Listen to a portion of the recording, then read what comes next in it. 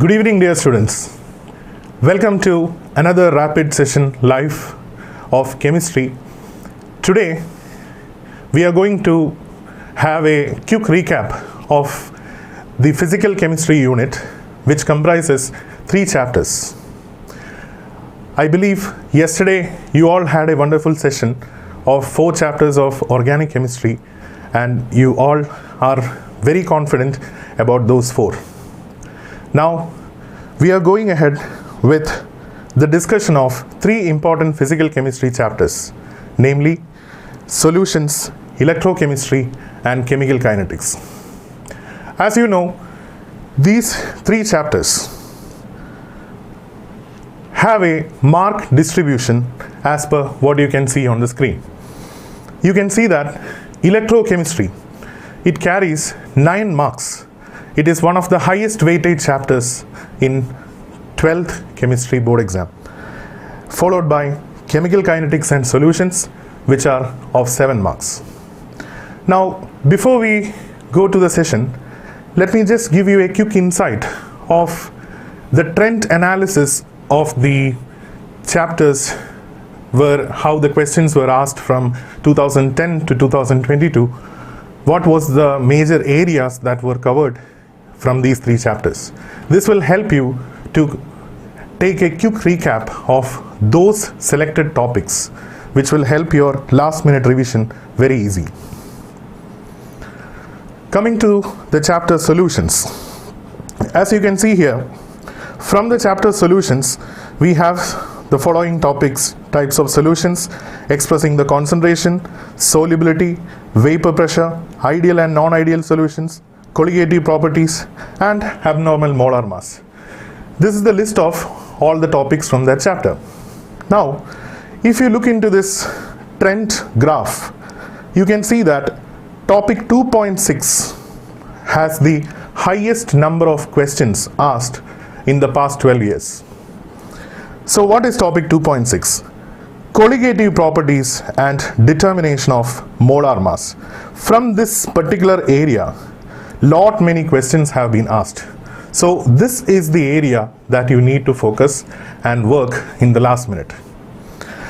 Now, going to the next topic or the next chapter, electrochemistry. Again, coming to electrochemistry, you can see that the maximum weightage of questions came from Nernst equation. So this is the topic that you need to focus more in the last minute.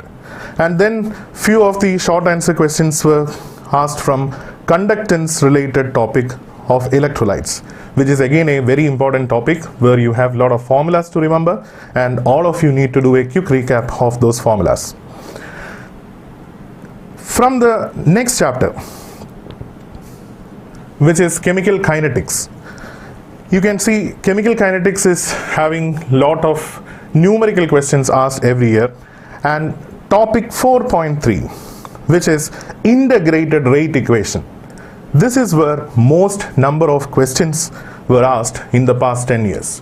So I request all of you to please have a quick recap in the last minute about the formulas, the graphs, and the repeated number of questions which were asked in the previous board exams. So without wasting much time, let's go to each chapter and discuss few of the brief points related to the topics and look at some of the most important questions related to those topics. I believe I'm audible to everyone. If yes, please comment in the comment box.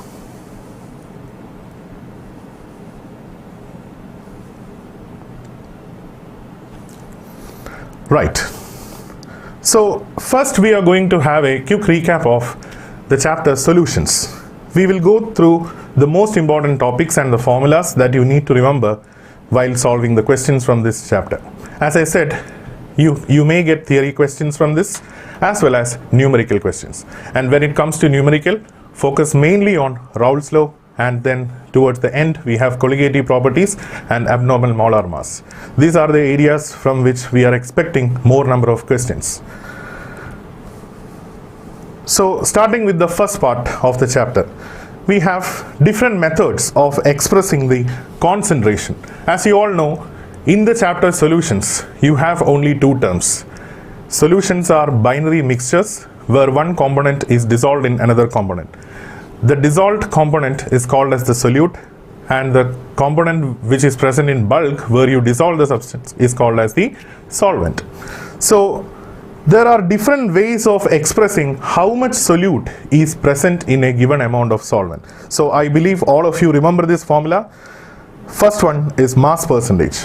Much numericals are not asked from this section, but I'll just have a quick recap of this formula.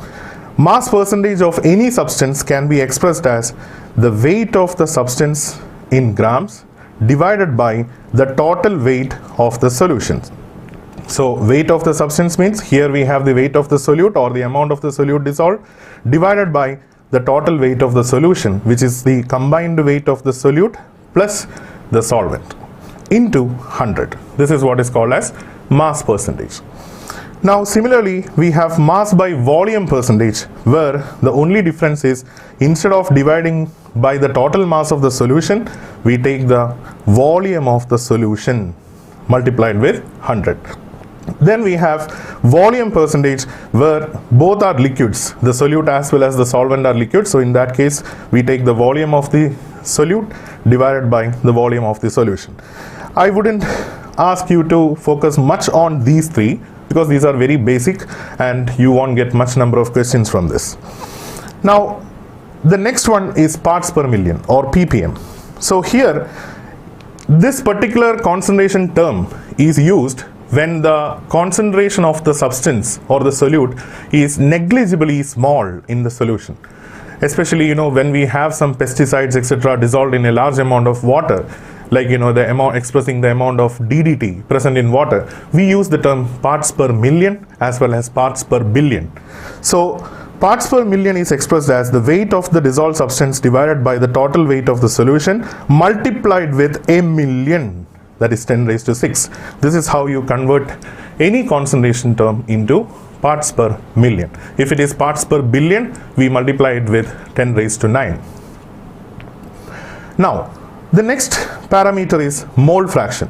So in mole fraction, this is one of the most important parameter or concentration term that you need to remember. Mole fraction of any substance in a solution is defined as the ratio of number of moles of that substance divided by the total number of moles in the solution.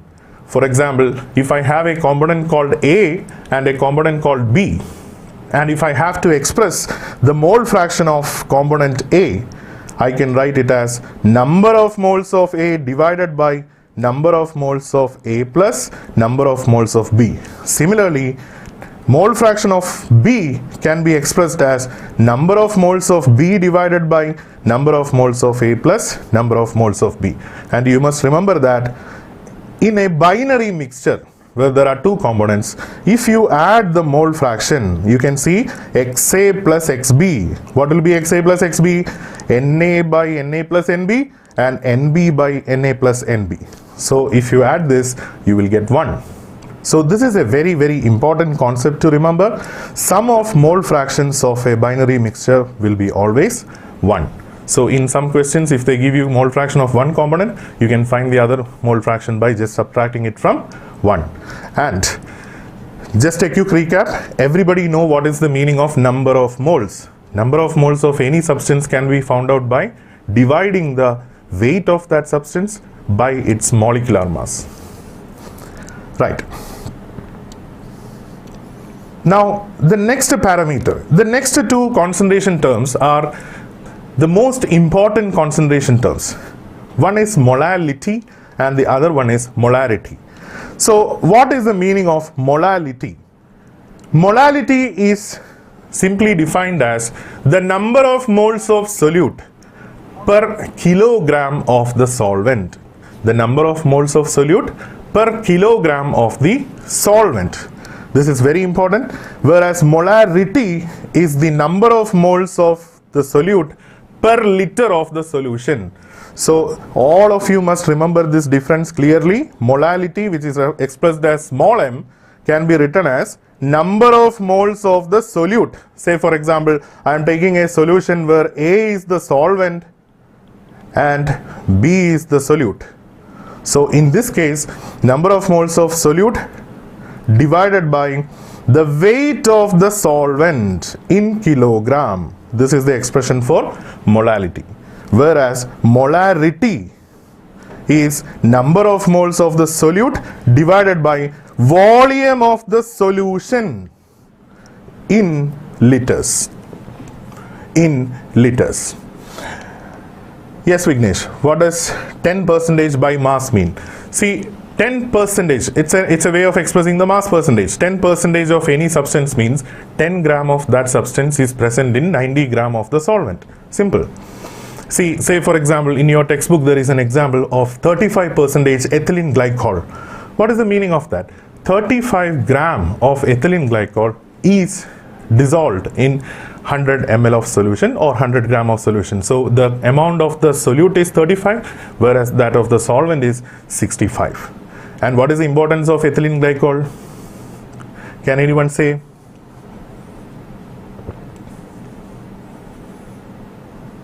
What is the importance of ethylene glycol?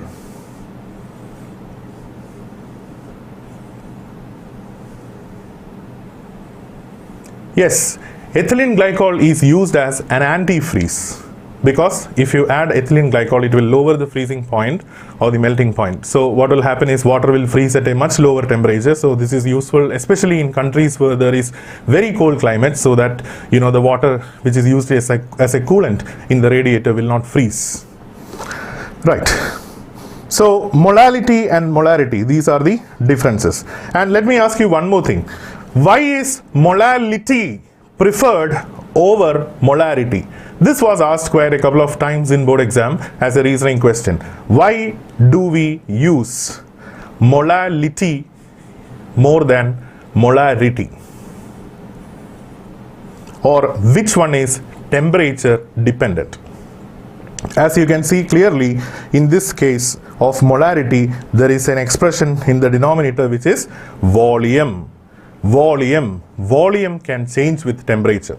As a result, if you prepare a solution and keep it marked as some molar solution, if the surrounding temperature is different, so it will change the value of the molarity. That's why molarity is not much preferred compared to molality. Hope those points are clear to everyone. So those are the concentration terms. Now coming to some of the important laws related to solutions. First, we have the Henry's law, which is a very basic law related to the solubility of a gas in a liquid. This is a very, very important area where you can expect theory-based questions as well as numericals. But mostly as per the trend, it is theory-based questions that is asked from Henry's law. So what does Henry's law suggest? According to Henry's law, partial pressure of a gas above a liquid is directly proportional to the mole fraction of the gas in the solution, which means the more pressure you hold for a gas above a liquid, the more is the solubility of that gas in the liquid. And this has wide range of applications. This has so many uses. One simple example is the soda bottle, the carbonated drinks. When we keep the pressure of carbon dioxide very high above water, the chance of carbon dioxide to get solubilized in water is very high. Right. Now about this formula, I need to tell you few important things. First one, partial pressure is equal to KH into X. So here, partial pressure by X, or the mole fraction, is equal to KH. Right? KH is called as Henry's constant, and it is a constant for a given gas at a given temperature. Now, if you hold the pressure constant, we can see that KH is inversely proportional to X. Yes or no? KH is inversely proportional to X. So what is basically X? X is the mole fraction, which is a way of expressing how much is the solubility of a gas. More the mole fraction, more is the solubility. Now here, we can come into a conclusion. KH is inversely proportional to solubility. What is the meaning of that? If a gas has a higher value of KH, its solubility is going to be lesser. And vice versa. If a gas has a lower value of KH, it is more soluble. So everybody need to remember this relationship. And also, KH is directly related to the temperature. Higher the temperature, more is the value of KH. Or in another way, we can relate temperature and solubility. What will happen if you raise the temperature of a gas? Its solubility in water or any solvent for that matter will decrease. So this particular relationship is very, very, very important. Everybody need to remember this. Temperature is directly proportional to KH, which is inversely proportional to solubility of the gas. Hope that point is clear. Yes, P is the partial pressure. P is the partial pressure, KH is Henry's constant, and X is mole fraction. Right. So here you can see application of this in so many places. For example, if you consider the solubility of the gases and their KH value, see if you take a noble gas like helium, its solubility is very less compared to gases like oxygen and nitrogen. So I could see that. Yeah, can you explain what bends is? Yeah, see, in case of scuba diving, instead of carrying a cylinder, air cylinder which contain only oxygen and hydrogen mixture, they carry oxygen, nitrogen and helium mixture. They increase the proportion of helium. Why? Why is it so? Because for deep sea diving, when they go to the bottom of the ocean, what will happen is the solubility of the gas will increase. So if this gases gets into the blood, the solubility when it increases, when you come back, these gases will be released from the blood, and that will cause the generation of bubbles of gases, which creates a condition called bends. So that is a lethal condition. So in order to avoid bends, what we do is we put helium gas in the scuba diving apparatus for breathing. Is that clear to everyone? Right. So I believe I have explained to you almost all the important points related to Henry's constant, and when questions come, I will explain the relevant theory related to that. Now the next law that we need to focus is Rauls Law. Very, very important law. Rauls Law. See, in case of Rauls Law, what does it say? Partial pressure of a component is equal to the partial pressure of the pure component into the mole fraction. Which means if you have a mixture where there are two components, let's call component 1 and component 2. If you take component 1 alone, how much is the partial pressure of it? That is called as P01. If you take component 2 alone, then how much is its partial pressure is called as P02. And you know that when we add any solute into a solvent, or when we mix two substances, their individual partial pressures will not be as high as how they were taken alone, because there will be molecules in between, and they will not let the molecules to vaporize as much as they were free. So here this P01 or P01 and P02, this term is clear for everyone. This is the partial pressures of the pure components. When we mix two components and make a solution, then in that solution there will be some vapors of component 1, there will be some vapors of component 2. They will have individual partial pressures, right? These are called P1 and P2. Now what does Rauls Law say? According to Rauls Law, P1 is equal to P01 into X1 and P2 is equal to P02 into X2. This is what is Rauls Law for binary solutions like liquid-liquid solutions where both the components are volatile. So I hope that point is clear to everyone.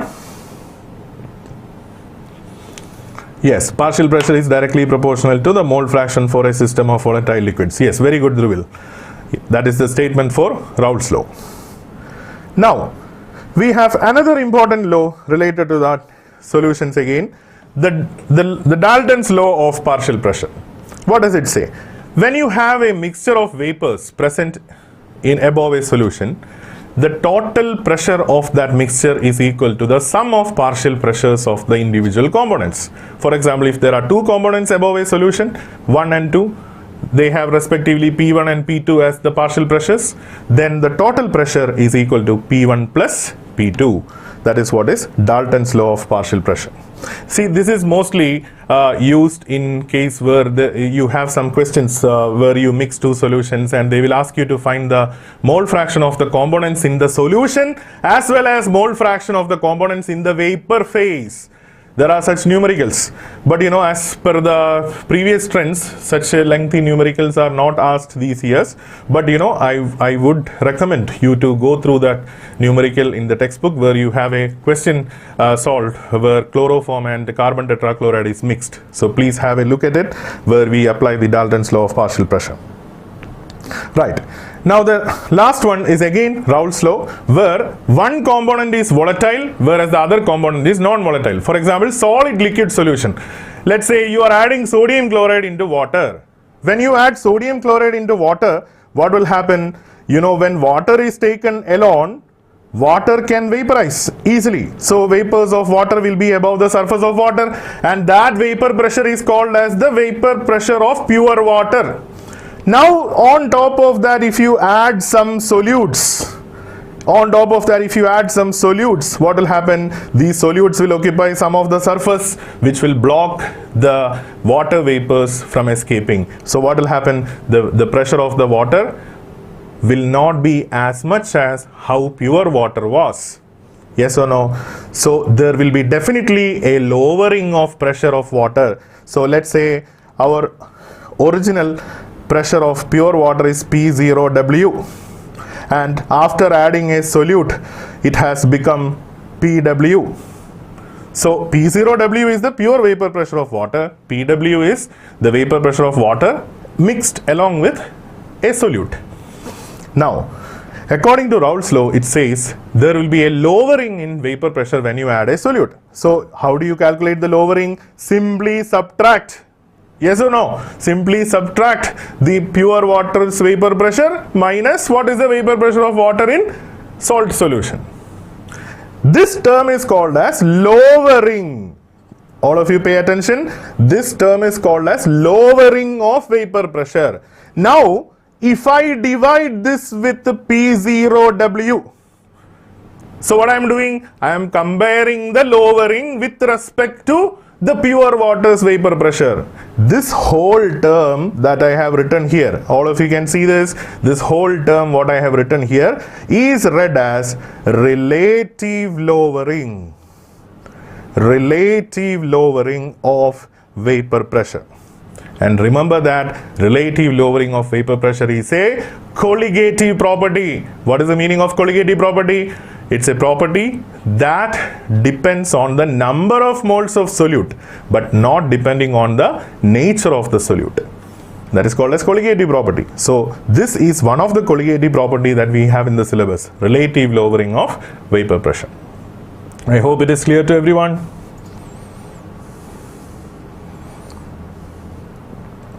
Right, very good. Now, Rauls law and the graph. Again, a very important section in solutions chapter. There are two types of solutions based on Rauls law. Some solutions will obey Rauls law for a given range of concentration and temperature. And what are they called? They are called ideal solutions. But some solutions show some variation from ideality, and those are called as non-ideal solution. And this is one area where I expect a reasoning type of question. Definitely you may have an assertion reason question related to Rauls law and the variation from Rauls law. So please make the concept, the theory behind it very clear. So once again, what are ideal solutions? Ideal solutions are those which obey Rauls law. In order to know what is in order to know that, we need to know what is ideality or what is Rauls law. According to Rauls law, PA is equal to P0A into XA, and PB is equal to P0B into XB, and PA plus PB is what is called as total vapor pressure as per the Dalton's law. So if any solution is obeying this, then such solutions are called as ideal solutions. And you know who all will obey this? There is a condition, there is a criteria that is very important. What is that criteria? Solute-solute interaction and solvent-solvent interaction. That means if you take a solute and whatever intermolecular forces they had, and if you take a solvent alone and whatever intermolecular forces they have, these intermolecular forces, the strength of the forces must be approximately equal to the interactive forces between solute and solvent. This solution is called as an ideal solution. So once again, all of you please focus on the slide. The AB interaction should be approximately equal to AA and BB interaction, which means when you mix the two solutions, you will not see any variation.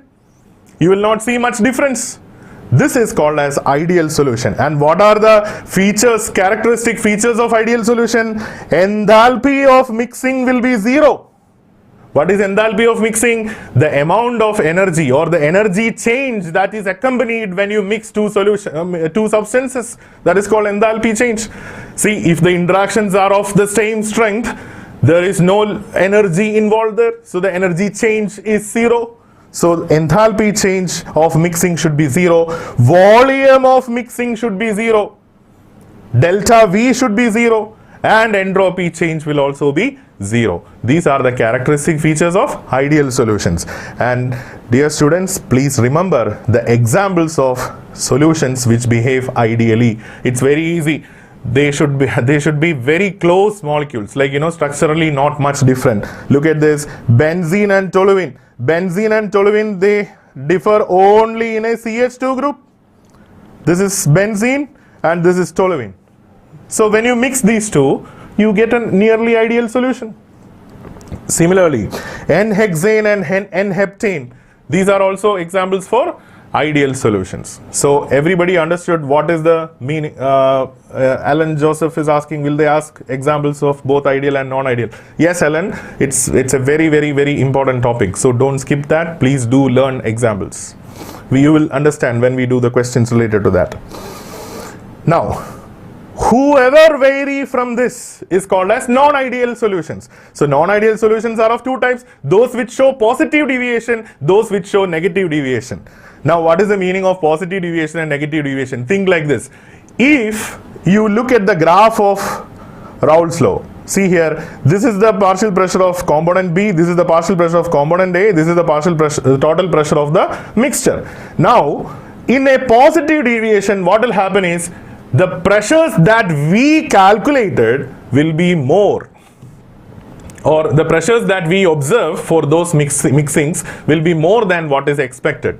See here, look at the shape of the graph here. The total pressure is more than what is predicted. The partial pressure of A is more than predicted. The partial pressure of B is more than predicted. What is the immediate conclusion from this? It's a very easy concept. You can imagine it like this. The pressures are more than expected. Why is it more? Because more people are coming to the vapor phase. Why did more people come to the vapor phase? Because they are not feeling that interactive forces as much as they were in the free state. So what is the condition for positive deviation from Rauls Law? Look at this. Solute-solvent interaction is lesser than solute-solute and solvent-solvent interaction. That makes sense, isn't it? When a solute and solute was interacting and when a solvent and solvent was interacting, that was stronger. But when they were mixed, what happened? The solute-solvent interactions are weaker. So what will happen? More people will go to the vapor phase. More people will go to the vapor phase. That's the reason why we see a positive deviation. And what are the features of positively deviating things? Delta H mix is greater than 0. Delta V mix is greater than 0. See, what is the meaning of enthalpy of mixing is greater than 0? It means it's a positive quantity. That means it is an endothermic event. Yes or no? Why is it endothermic? Because instead of more bond formations, bond breakages are happening. So for breakage, you need energy. So that's why delta H is greater than 0 and delta V is greater than 0. Now, who all will show these deviations? Acetone, ethanol, acetone, CS2, water, methanol. These are all examples of positive deviation. So you just remember the examples. And then when they ask you why water and methanol is showing positive deviation, you can use this explanation. What explanation? When water and water was interacting, there were stronger intermolecular hydrogen bonding. But when you added methanol, what happened? Methanol came in between. So when methanol come in between water, what will happen? Water cannot form strong hydrogen bonds as how it was when water was alone. I hope it is clear to everyone.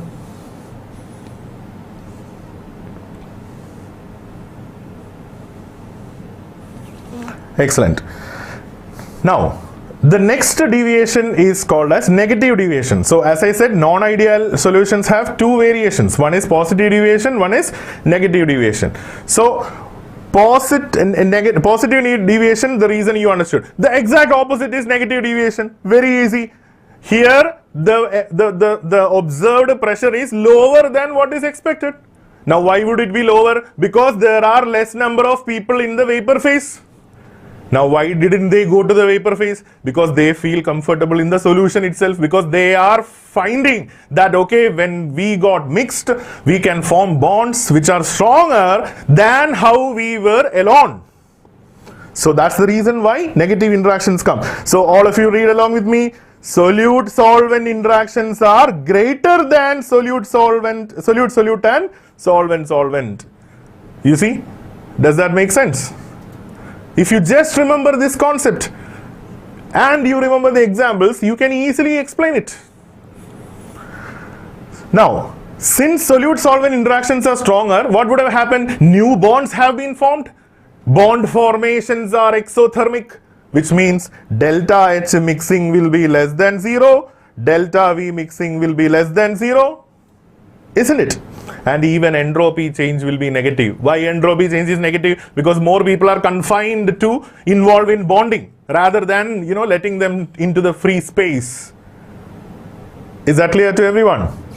Now, who all will form this negative deviation? Acetone and aniline, acetone and chloroform, HNO3 and water. So what you should understand from this, when you mix acetone and aniline can form intermolecular forces which are stronger than how acetone and acetone is interacting or aniline and aniline is interacting. Is that point clear to everyone?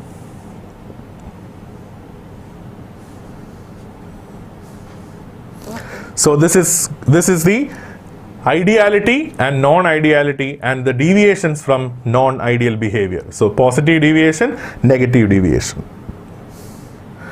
So remember this examples. Now azotrops, a small concept but definitely a possible area for assertion reason question. So what are azotrops?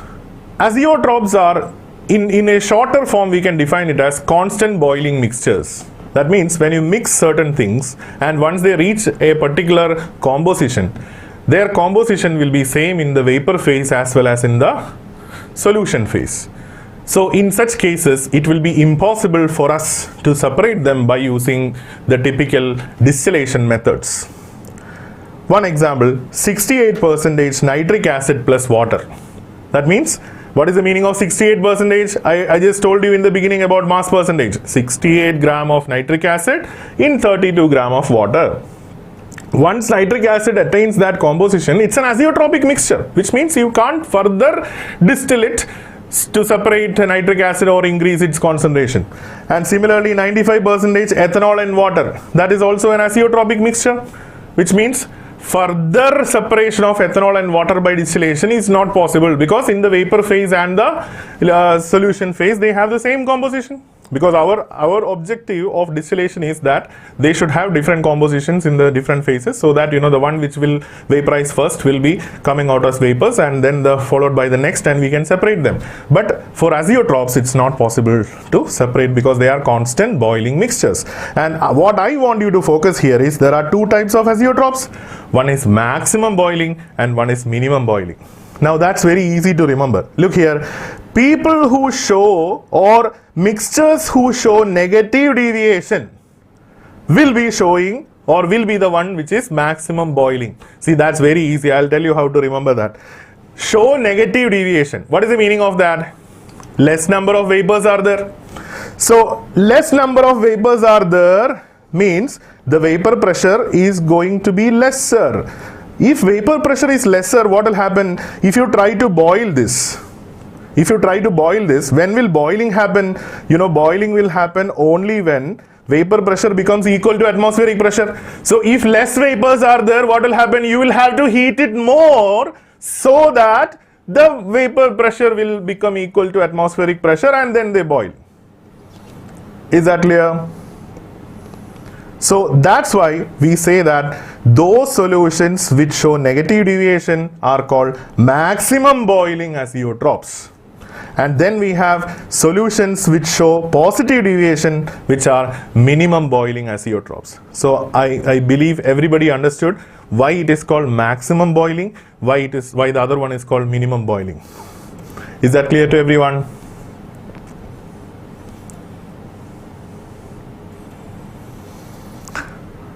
Right. Now the next topic is colligative properties. As I said in between, colligative properties are those properties which are dependent on the number of moles of solute added, but not on the nature of the solute. For example, the first colligative property that we have is relative lowering of vapor pressure. You add any solute into a solvent like water, what will happen to the vapor pressure of water? The vapor pressure of water is going to decrease. So this relative lowering of vapor pressure of water is independent of what? The nature of the solute. It is independent of the nature of the solute. For example, you add 1 molar urea into water, you add 1 molar glucose into water, the relative lowering of vapor pressure in both cases is going to be the same. And one thing I want to tell you is, remember, this is for non-electrolytes. What is the meaning of non-electrolytes? Substances that do not ionize. For example, urea. Urea, if you add into water, it will stay as urea itself. Glucose, if you add into water, it will stay as glucose itself. But on the other hand, if you add NaCl into water, there is a problem. What is the problem? NaCl is going to dissociate into Na plus and Cl minus. So if Na plus and Cl minus comes, what will happen? Here I added 1 molar urea, so I will have only 1 mole of solute. Here I have 1 molar glucose, again I have 1 mole of glucose only in the solution. But if I add 1 mole of NaCl, effectively I have 1 mole Na plus and 1 mole Cl minus. So total 2 moles are there. So for electrolytes, you need to keep this in your mind, and that's the whole reason why, you know, we had the topic called abnormal molecular mass and the correction by Van Hoff's factor towards the end of the chapter. Right. So by the way, so relative lowering of vapor pressure is a colligative property. So once again, everybody keep it in mind. What is colligative property? A property that is dependent only on the quantity or the number of moles of the solute, but not on the nature of the solute. So relative lowering of vapor pressure is such a quantity. And remember this formula as well, P01 minus P1 by P01. This is called as relative lowering. It is found that this relative lowering of vapor pressure is equal to mole fraction of the solute. Mole fraction of the solute. And here we can derive a formula, a very important formula. What is mole fraction of solute? Number of moles of the solute divided by total number of moles. Now, you see this expression in a dilute solution. If you take very dilute solution, number of moles of solute will be negligibly smaller compared to number of moles of the solvent. Number of moles of the solvent. So here, in the denominator factor, instead of N1 plus N2, we can just write N1. That's how this equation became N2 by N1. Now what is N2? Number of moles of solute, which is W2 by M2. And what is N1? It is W1 by M1. That's how this formula came. So I hope this formula is clear to every one of you. Please remember this formula. You may have numericals related to this. And everybody understood why did we ignore the N2 from the denominator. This is for dilute solutions. Most of the solutions that we deal with are very dilute solutions. So no need to consider the solute concentration there in the denominator factor. Is that clear? Yes, sure Dhruval, sure. So relative lowering of vapor pressure. And you know why would we need this formula? Because most of the times colligative properties based questions will be to calculate the molar mass of the solute. You see here M2, what is M2? M2 is the molar mass of the solute. Is that clear? Right. Now, the next colligative property is elevation in boiling point. Simple logic. I told you, when you add a solute, the vapor pressure of the solution solvent will decrease. Yes or no? The solution's vapor pressure will be lesser than what is expected. See, if the vapor pressure is lesser, what will happen to the boiling point? Definitely boiling point will increase, because we will have to heat the solution more to send more and more vapors, so that the vapor pressure becomes equal to atmospheric pressure. Yes or no? So that's why we say the next colligative property is again, dependent on the first one only, right? If there is a relative lowering of vapor pressure, definitely there will be a increase in boiling point for the solution. Now that increase in boiling point can also be expressed in a mathematical formula. We take that elevation in boiling point as delta TB. Delta TB. And what is delta TB? It is equal to KB into M, where KB is a constant. KB is a constant, and remember, KB is a constant for a given solvent. Very important, it's not a universal constant. It is constant for a given solvent. That means water will have one value for KB, benzene will have one value for KB. So each solvent will have one value for KB, and you don't have to by heart the value of KB for any solvents. It will be given in the question. The value of KB will be given in the question. Now, what is this delta TB elevation in boiling point? That means the boiling point, how much it has increased. I told you that a solution will have more boiling point than the pure solvent. So we can take the difference like this, TB minus TB0 or TB naught. What is TB naught? TB naught is pure solvent's boiling point. What is TB? Boiling point of the solvent in the solution. Very easy. And that is equal to what? KB into molality. What is the expression for molality? I told you it is number of moles of solute divided by weight of the solvent in kilogram. Now from this we can directly derive the equation. Delta TB is equal to KB into what is number of moles? WB by MB into WA. Most of the times the solvent's weight will be given in grams. At that time you will just divide this by 1000, or this 1000 goes up, so it will become into 1000. So this will be the expression that you will be using in most of the numericals. Question will be either to find the molar mass of the solute, or to find the elevation in the boiling point. Direct substitution questions only. Don't worry about any complications in this. It will be all direct questions. But there is an important thing to remember when you do the colligative properties, that involves electrolytes. As I told you, for electrolytes there is a problem. What is the problem? We are assuming that you add 1 mole solute, and 1 mole solute is only there in the solution. But some electrolytes will dissociate. But some electrolytes will associate. They will combine. They will dimerize, trimerize. Or some of them will dissociate to produce maybe 2 moles, 3 moles, 4 moles, etc. Is that point clear to everyone? Right. So anybody has any doubts in this formula?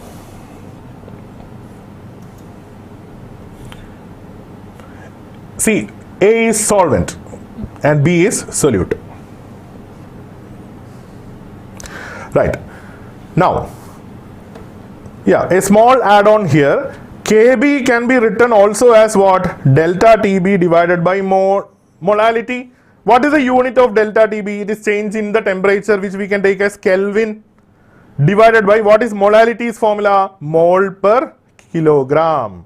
So what will be the unit of KB? KB is equal to Kelvin mole inverse kilogram. So just to remember this unit of KB. Is that clear to everyone? Right. Now, the next colligative property is depression in freezing point. Depression in freezing point. See, when you add a solute into a solution, I told you the vapor pressure will be lowered, boiling point will increase. So definitely what will happen? The freezing point will come down. So this is known as depression in freezing point. So here in this depression in freezing point, we express the depression as delta TF. That will be equal to what? T0F minus TF. Come on, just recollect what is T0F. T0F is the freezing point of pure solvent, which will be high, and TF is freezing point of the solvent in the solution, which will be lesser. But remember, for delta, in case of delta TB, what did we take? It is TB minus TB0. Why? Because TB is bigger. All of you understood that difference clearly? See, these are all very silly mistakes that may happen when we write the exam. That's why I'm insisting on all these points. So please focus. So T0F minus TF. This is equal to what? It is equal to a constant Kf into molality. Now what is Kf? Kf is called as the freezing point depression constant or the cryoscopic constant. Now again, this value is also not a universal constant. Its value depends on which solvent are you taking. If you take water, it will be 1.86. It will be given in the question. If you take any other solvent, the value of that particular Kf value will be given in the question. So same like previous, I'm not going to derive it. Already we have the equation here for the molecular mass. It is equal to Kf into W2 into 1000 divided by delta Tf into W1. So that is the equation which you will be using for the numerical. Is that clear to all? Yes, cryoscopic constant. Now the last colligative property in that chapter is osmotic pressure. Osmotic pressure. So how do we express osmotic pressure? See, osmotic pressure is given by pi, which is equal to C into R into T. This is the basic formula. What is C? C is the concentration. What is R? R is universal constant. And what is T? T is the absolute temperature in Kelvin scale. So C here is taken as molarity. What is molarity? Number of moles per liter of the solution. Number of moles per liter of the solution. Now see, there is nothing to derive here. It's a very basic equation where we are starting here, pi is equal to CRT. Now every derivation is based on the very basic formulas that we already studied. Pi is equal to C. C is molarity, N by V into RT. Now what is number of moles? Number of moles is weight divided by molecular mass, WB by MB into volume into RT. Now you see, we got the equation for finding the molecular mass if asked. So you don't have to remember all the derivations like this. Just remember the basic formulas, like what is number of moles, what is osmotic pressure, what is the molality, such basic things. Then instantly either you can memorize or you can derive then and there itself. Right. Now what is R? R is universal gas constant. Remember, this is an equation of pressure. It's not related to energy. It's not related to energy. You understand, Dhruval? It's not related to energy. So the value of R will be given in the question as either 0.083 bar liter per Kelvin per mole, or it will be given as 0.0821 atm liter per Kelvin per mole. These are the two values of R that you will be using in the calculation for osmotic pressure. Is that clear? It will be given. See, most of the constants value will be given in the question paper, so you don't worry about it. So that is osmotic pressure. Now regarding osmotic pressure, more than numericals, we can expect some assertion reason questions and also some questions in the MCQ section, especially related to the concentration terms. You have three types of solutions based on the osmotic pressure: hypertonic, hypotonic, isotonic. Again, biology students have already learned about this in bio. What are the types of solutions based on the concentration of the solute? See, a hypertonic solution means it has high osmotic pressure. That means it has more solute and less solvent compared to another solution. Remember, you cannot have an absolute term called hypertonic. It's a relative term. What is the meaning of relative? Relative means you have two solutions. For example, I have 1 molar HCl and 2 molar HCl. If I have these two solutions separated, I would call 2 molar HCl as hyper, whereas 1 molar HCl as hypo. Hypo means having less solute compared to the other. Is that clear? So in another manner, we can say it like this: solute concentration is lesser here, but solvent will be more. Whereas in hyper, solute concentration is higher, but solvent will be lesser.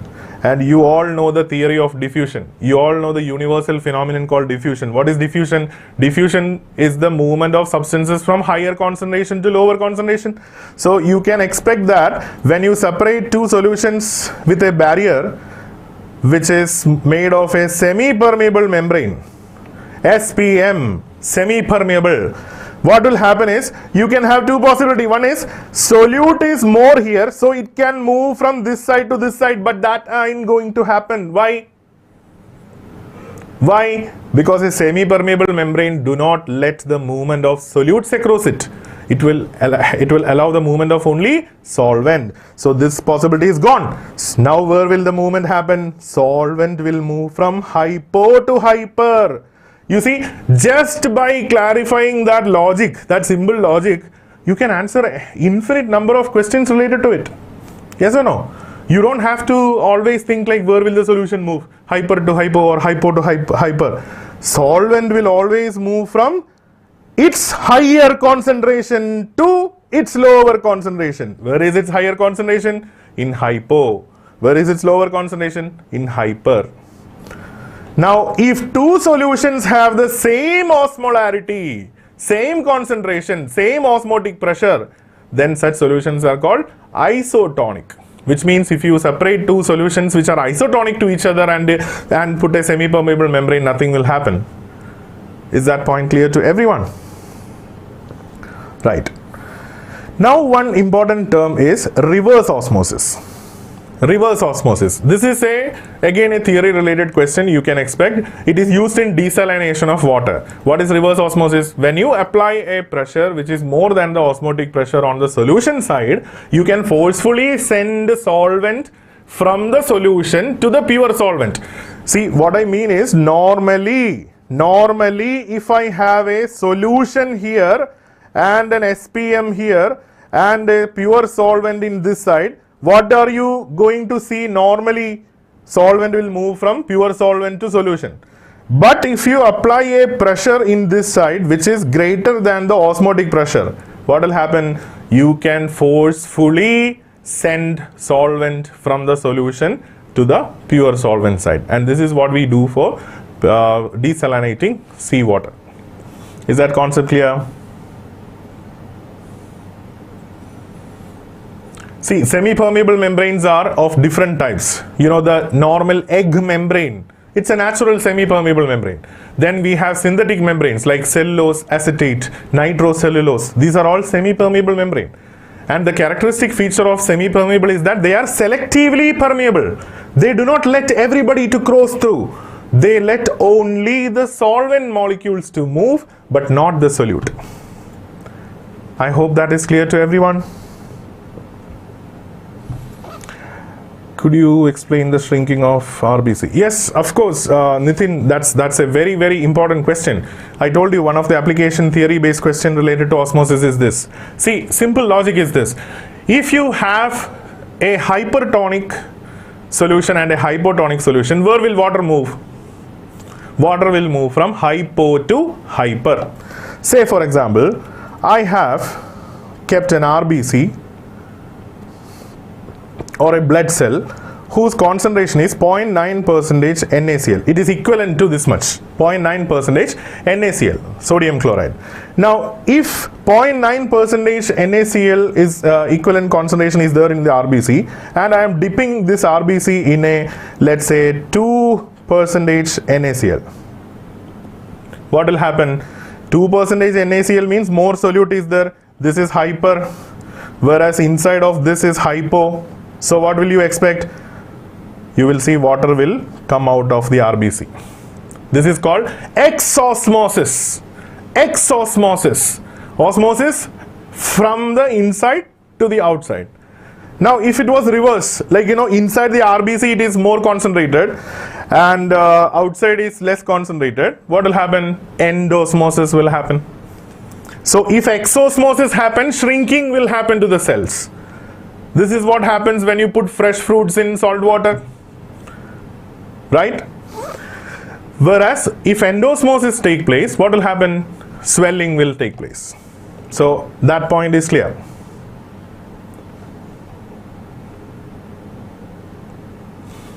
Yes. So once again, just I am giving a briefing about reverse osmosis. In reverse osmosis, the principle is we are reversing the osmotic flow. What is a normal osmotic flow? Osmosis will happen where water will move from higher concentration to the region where there is less water. For example, I have a Na salt water and pure water separated by a semi-permeable membrane. So where will water move? From pure water to salt water. Correct? Now, if I have to reverse this, what should I do? I will apply an external pressure on the side of the salt water. And how much it should be? It should be more than the osmotic pressure of the salt water. If I do that, I can make water moving from salt water to pure water. So if I continuously do this, what will happen? On the salt water side, only salt will be remaining. Water is gone. This is called reverse osmosis. Hope that is clear. Right. So 4 important terms I have explained here, which are related to the theory. Now the last part of this chapter is abnormal molar mass and Van Hoff factor. I would say it's a very important concept. So all of you please pay attention to these important points which I am mentioning here. Okay, this is going to help you a lot in numericals. What is Van Hoff factor? See, Van Hoff factor was introduced for one reason, and that is when you take an electrolyte, a solute which is an electrolyte, the amount of the particles which is present in the solution will not be as compared or as predicted theoretically. For example, you put 1 mole NaCl in water, you are not going to see 1 mole NaCl. Instead, you are going to see 2 moles effectively. Why? Because NaCl will dissociate as Na plus and Cl minus. NaCl will dissociate as Na plus and Cl minus. So what is the problem? We are predicting the colligative property based on the number of moles. And we are doing all the calculations based on assuming that NaCl is 1 mole. But in reality, there will be 2 moles. So whatever calculation that we do for a colligative property or a molecular mass determination, it will be wrong for an electrolyte. That's the reason why we introduced a correction factor called as Van Hoff's factor. Now what is Van Hoff's factor? It can be found out by several ways. All of you please look into the formulas. Van Hoff factor is given as observed value of the colligative property divided by calculated value, or calculated molecular mass divided by observed molecular mass, or the easiest of all of them is just to remember this. Van Hoff factor is equal to total number of particles after association or dissociation divided by total number of moles of particles before association or dissociation. See one example. In case of NaCl, before dissociation, 1 mole of NaCl was taken. After dissociation, what happened? Effectively, there are 2 moles. So if they ask me what is the Van Hoff factor here, assuming 100% dissociation has happened. In that case, total number of moles after dissociation, how much is it? 2. Total number of moles of particles before dissociation, how much is it? 1. So what is the Van Hoff factor for NaCl? It is going to be 2. Suppose if I take calcium chloride, what will be the Van Hoff factor? It will be 1 calcium ion and 2 chloride ion. So there will be total 3 ions there. But you know, not all electrolytes will dissociate. Some of them will associate also. For example, benzoic acid. If you take benzoic acid, what will happen is, in case of benzoic acid, let's say you take 100 molecules of benzoic acid and put it in water. What will happen is it will dimerize. That means 2 benzoic acid will become 1. So if you put 100, effectively in the solution, how much you have? You have only 50. So what will be the Van Hoff factor? It will be just half, 1 by 2. So for a dimer, it will be 1 by 2. Or you can see that how many molecules is it associating? That's all. Did you understand that? So that's how you find the Van Hoff factor. We will see in some numericals. Now, this Van Hoff factor has to be introduced in all of our equations of colligative properties if you are dealing with any solute which is an electrolyte. What is an electrolyte? Something that dissociates or associates. So for dissociation's case, I will be always greater than 1. Why? Because there will be more number of particles after dissociation. For association, I will be less than 1. It is clear to everyone? Now, this is the formula that you all have to write down. Please remember this formula. There is something called degree of dissociation. This is the most frequently asked question related to the abnormal molar mass and Van Hoff factor determination. The dissociation constant, or we call it as alpha, the degree of dissociation, can be found out by using this simple formula I minus 1 divided by n minus 1. I minus 1 divided by n minus 1. Similarly, alpha of association is 1 minus I divided by 1 minus 1 by n.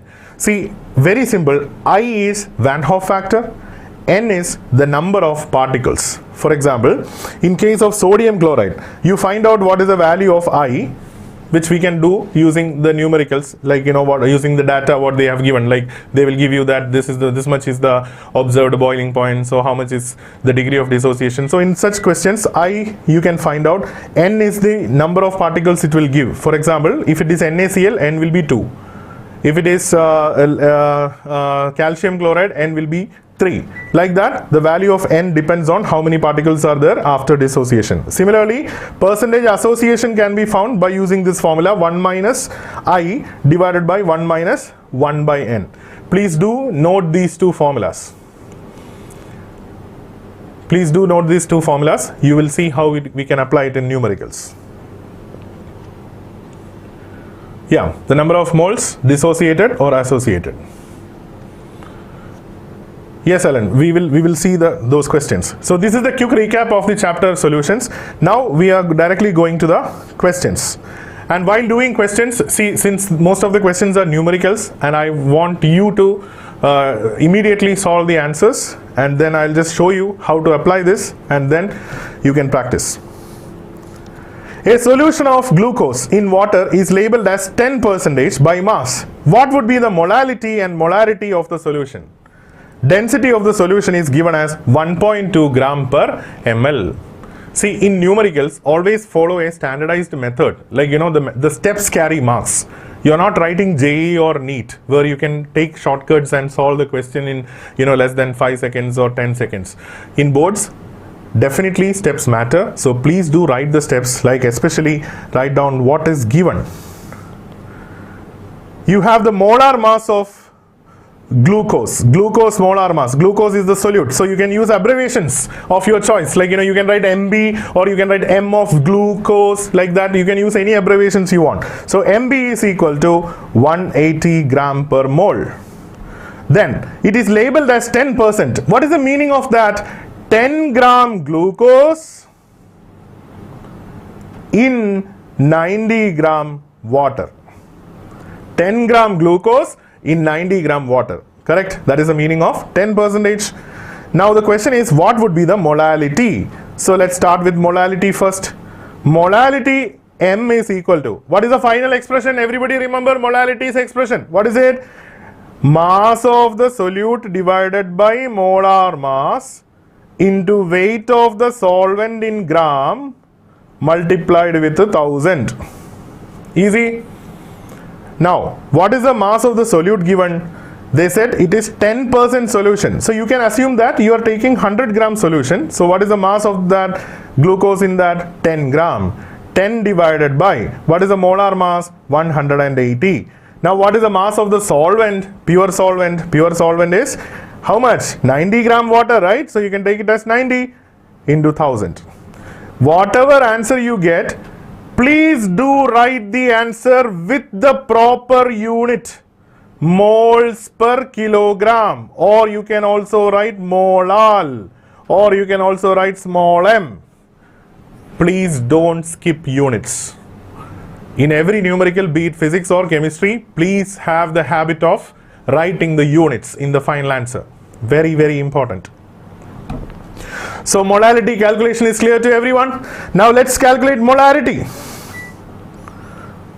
Let's calculate molarity. What is the formula for molarity? Capital M is equal to WB divided by MB into volume of the solution. Volume of the solution in ml or liter. If it is ml, just multiply here with 1000. Is that clear? So, what is WB? the mass of the solute divided by, what is the molar mass? 180. Now there is a problem. We don't know the volume of the solution. Solution's volume is not given. But that's fine. You have density given, correct? Density is given. Tell me, what is the expression for density of a solution? Density of a solution is equal to mass of the solution divided by volume of the solution. Easy. So from that you can find volume. What is the expression for volume? Volume of the solution is equal to mass of the solution divided by density of the solution. Yes or no? Mass of the solution divided by density of the solution. So I have 10% glucose. That means I am assuming that 10 gram of glucose is there in 90 gram water. So what is the total mass of the solution? It's 100 gram. In 100 gram, the density is 1.2 gram per ml. So I can, what I can take instead of volume here? What was the expression? I can take it as 100 divided by 1.2. The whole thing into 1000. Then you will get the answer in moles per liter, or you can write molar, or you can write capital M. Is that clear to everyone? Everybody understood how did we find the volume? From the density. Is it clear to all? Right. Let's move on to the next.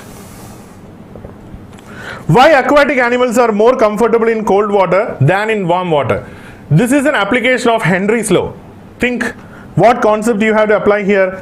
I told you that temperature and solubility are related. Temperature is inversely proportional to solubility. Correct? So more temperature means less solubility. Now you have to frame it in words. In warm water, as the temperature is higher, the solubility of dissolved oxygen will be lesser. But in cold water, it will be more soluble, and hence animals feel more comfortable to stay in cold water than in warm water. It's an application of Henry's law. Very easy, but a very important point related to the assertion reason section. Is that clear? Excellent. Next one. Gas A is more soluble in water than gas B at the same temperature. Which one of the two gases will have the higher value of KH? Come on, fast. Again, related to Henry's law. We just studied the application. KH and temperature, how is it related? Sorry, KH and solubility, how is it related? It is inversely proportional. It is inversely proportional. What is the meaning of that? More solubility, lesser KH. Yes, it is clearly said that gas A is more soluble in water than gas B at the same temperature. Which of the two gases will have higher value of KH? Who has higher value of KH?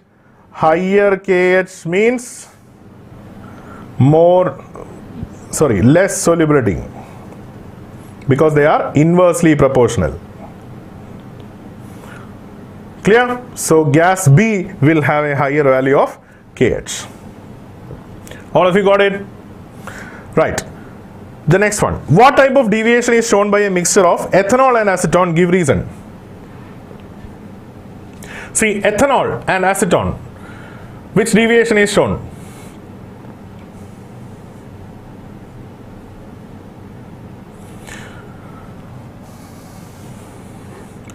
See, in case of ethanol and ethanol, if you take ethanol in pure state, it has intermolecular hydrogen bonding. You know that. Alcohols, they have intermolecular hydrogen bonding. Now, the moment you put acetone into that, what will happen? Acetone will come in between ethanol molecules.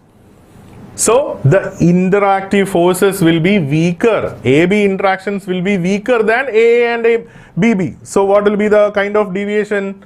Yes, very good. Positive deviation. And they have even asked about the reason. What will you write as the reason there? When acetone is added to ethanol, intermolecular hydrogen bonding of ethanol is disturbed. Hence, there will be more vapors above the solution than the pure components. Therefore, it shows positive deviation. Am I clear to everyone?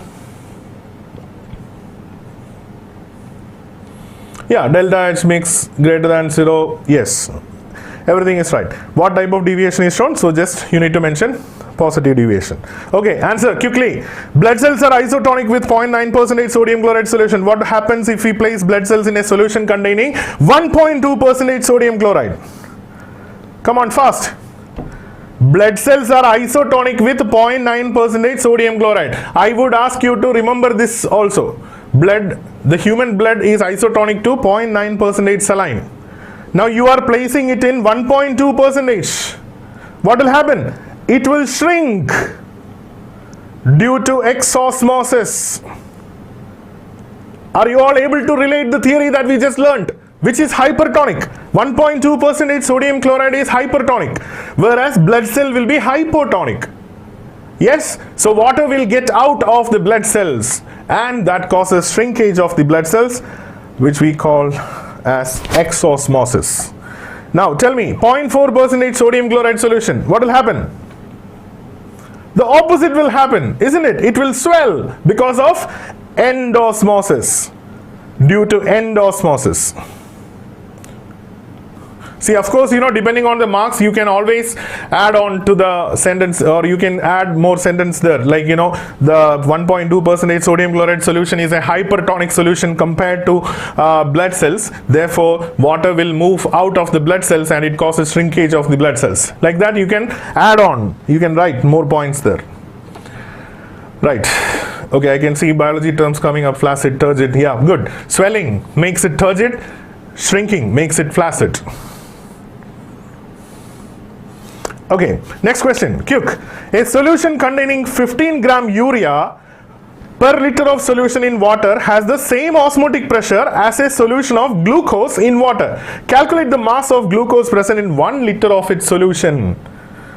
Okay, so here what is the hint?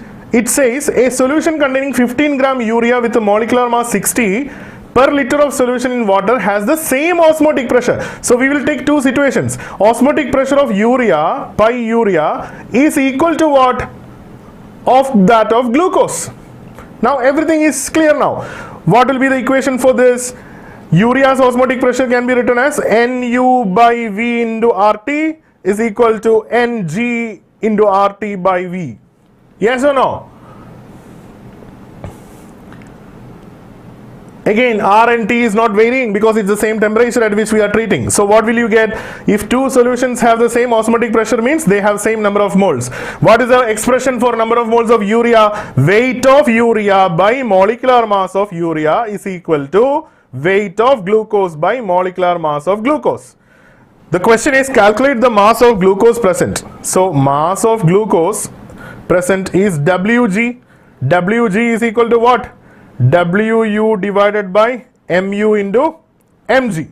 I am using abbreviations to make it clear. Like, of course, you can use W1, W2 or WA, WB. It's fine, but I would recommend using this kind of abbreviation so that you don't get confused while you substitute the values. Weight of urea, it said that it is 15 gram. Molecular mass of urea, it is 60. And molecular mass of glucose, it's given already 180. So we'll cancel this 3. So 15 3s are 45 gram. This will be the weight of glucose. Have you all understood this clearly? Okay, excellent. Let's move on to the next. We have to cover electro and kinetics, so I'm going a bit fast. If you have doubts, please ask. 0.1 molar KCl has higher boiling point than 0.1 molar glucose. Come on, fast. Why? Why is KCl 0.1 molar has a higher boiling point than 0.1 molar glucose? Boiling point, elevation in boiling point is a colligative property. You put 0.1 molar KCl in water, what will happen? It will ionize to form K plus and Cl minus. So there will be 0.1 K plus and 0.1 Cl minus. Effectively, there will be 0.2 molar. Whereas, if you take 0.1 molar glucose, is glucose an electrolyte? No, it's a non-electrolyte. So it will not ionize. So you will effectively have 0.1 molar glucose only in the solution. So more the number of moles coming, more will be the elevation in boiling point. Is that clear to everyone? Yes, because KCl dissociates to form K plus and Cl minus, hence it will have more number of moles, which will increase the boiling point. It is a monosaccharide, so no dissolution in water. Yes, Dhruvil, correct. Now, meat is preserved for a longer time by salting. Again, a possible reasoning question you can expect. Meat is preserved for a longer time by salting. Simple logic is, see, how does meat get spoiled? Because of the growth of microorganisms on it, like bacteria, fungi, which are acting on this organic matter, right? So if you salt meat, what will happen? Salt is going to make that situation or make that area hypertonic. Do you think a living cell can survive in a hypertonic environment? No, because inside a living cell, it will be hypotonic compared to outside salty environment, right? So it will lose water and dehydrate, and the cells will get destroyed. That's why we have the preservation, out of all the preservation strategies, one of the most old school method of preservation is salting. Is that clear to everyone?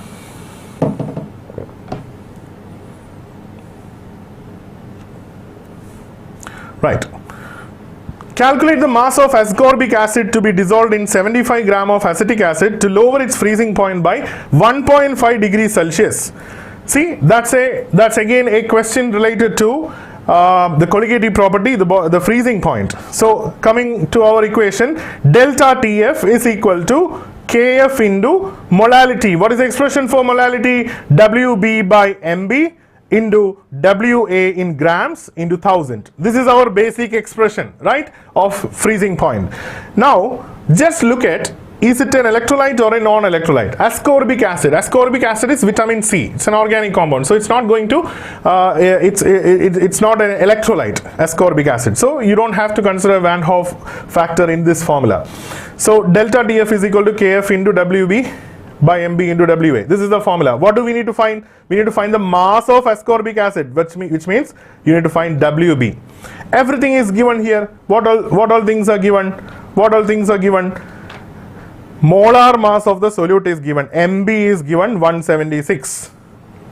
To be dissolved in 75 gram. That means WA is given 75 gram.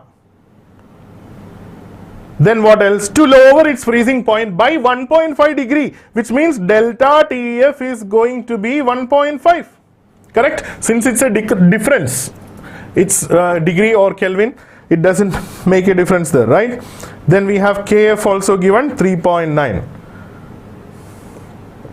Right? So everything is given here. All you need to do is just substitute it and find the right answer. Do you have a doubt in this? Is this question clear to everyone?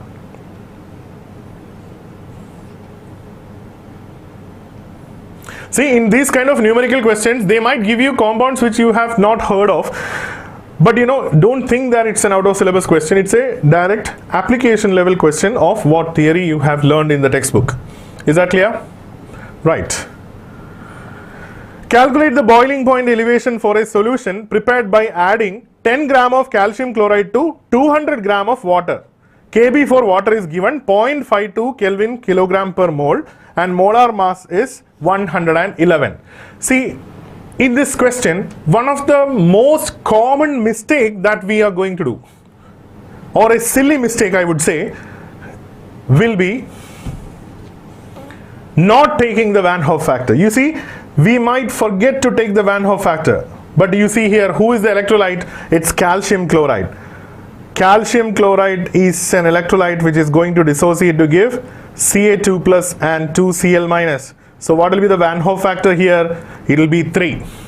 So just pay attention. We need to take the Van Hoff factor also in this problem. So delta Db will be equal to what? I into Kb into WB by MB into WA into 1000. Now, are all things given here? What all things are given? They said 10 gram is added. So WB is what? 10 gram. WA is given 200 gram. Kb is given 0.52. Molar mass is given 111. And I is also known to us. It is 3. So these are all known to us. And we can, should we change to Kelvin? Yeah, see, it's a difference, right, Vignesh? So degree Celsius or Kelvin, it's a difference. So it won't make a difference in the value that you are getting. because you take the difference from 10 degree to 20 degree, that's a degree Celsius. That same difference will be there even if you convert it into Kelvin. Clear? So only the magnitude you need to take. Right. So here the answer that you are getting will be in Kelvin, because this is Kb for water is 0.52 Kelvin kilogram per mole. All of you understood that?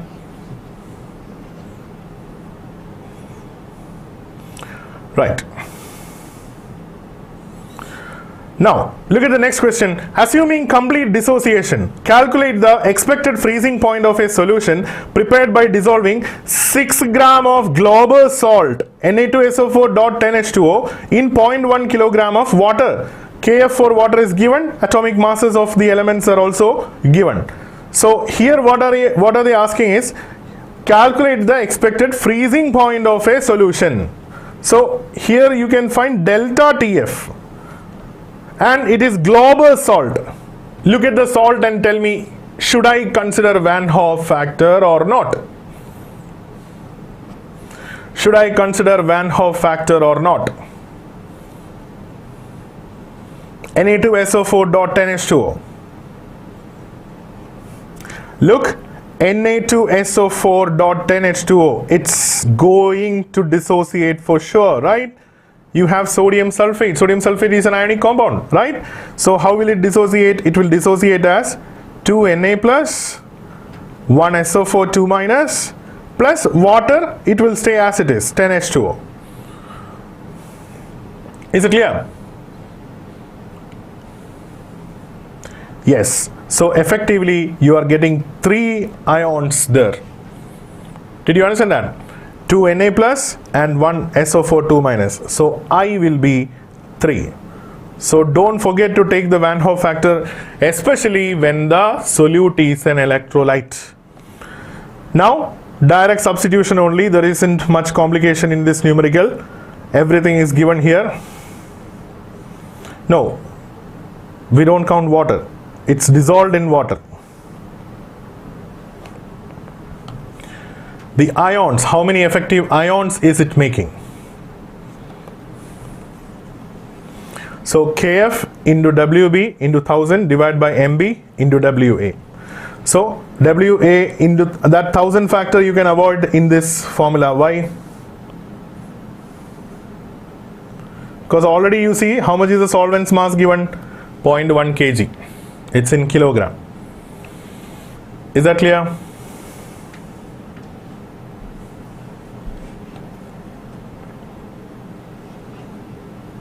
Right.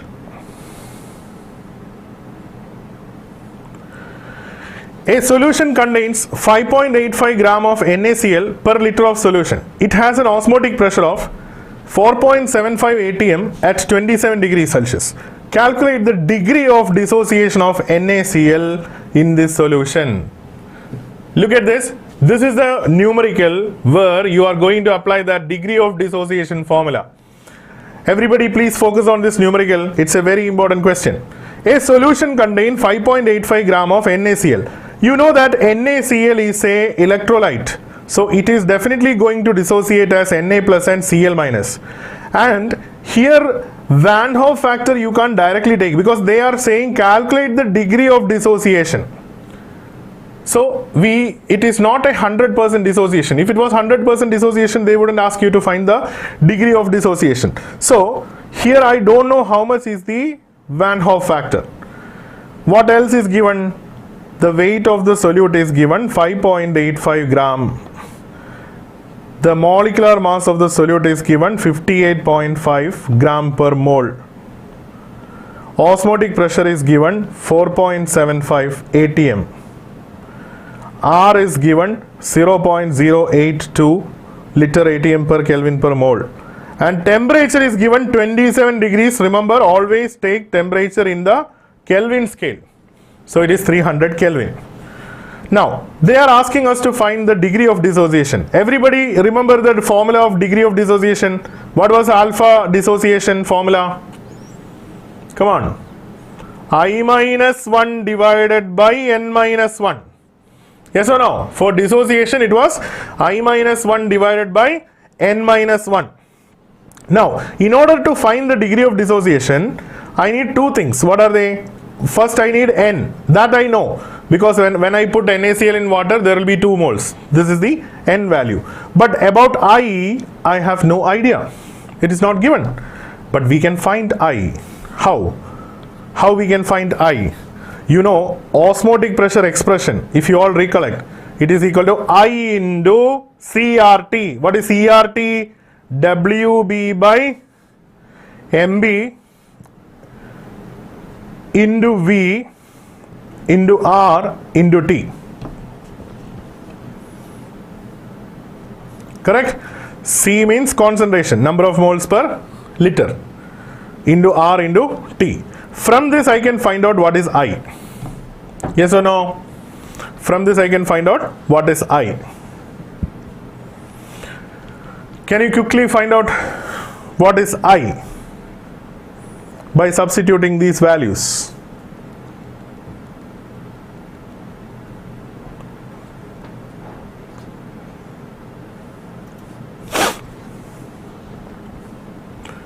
Already the volume is given here. It is said that it is per liter. So take it as 1 liter. Find the value of I. I will be pi into MB into V divided by WB into RT. Pi is already listed 4.75, MB is 58.5, V is 1 liter, WV is 5.85, R is 0.082 and T is 300. Find out what is the value of I.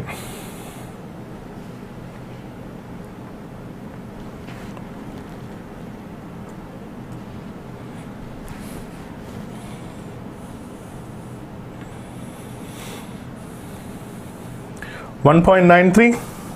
Okay, 1.93. Did all of you got the, okay, great. 1.93. Now we are not done yet. We have found out what is I, that is the Van Hoff factor.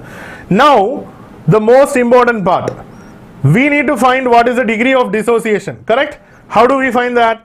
Alpha is equal to I minus 1 divided by n minus 1. What is I? 1.93 minus 1. What is n? 2 minus 1. So 2 minus 1 is 1, 1.93 minus 1 is 0.93 is alpha. Or if you want to express it in percentage, it will be 0.93 into 100. How much is the degree of dissociation? 93%. 93%. That is the degree of dissociation. Have you all understood how to apply that I to find out the degree of dissociation or association?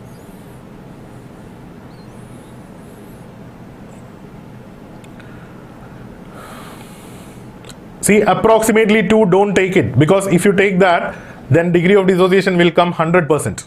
That will be wrong. Is it clear? It's not dissociating 100%. That's why they are asking you to find how much is the degree of dissociation. 93%. Okay. Next question. The freezing point of a solution containing 5 gram of benzoic acid in 35 gram benzene is depressed by 2.94. What is the percentage association of benzoic acid if it forms a dimer in solution? Come on. Here the only difference is, here you are using another colligative property. What is that? Delta TF. Delta TF is going to be I into KF into WB by MB into WA into 1000. Now please do write given and all those steps, okay? Since time is limiting, that's why I am skipping that. So delta TF is how much? 2.94 is equal to I into KF is 4.9, it's given. Now WB is 5 gram benzoic acid. So 5 divided by molecular weight 122 into WA. dissolved in 35 gram benzene? 35 into 1000. Find out I.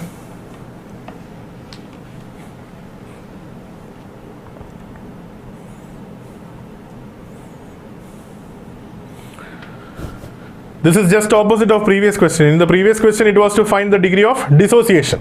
Now here we are going to find the degree of association because it's a dimerizing situation.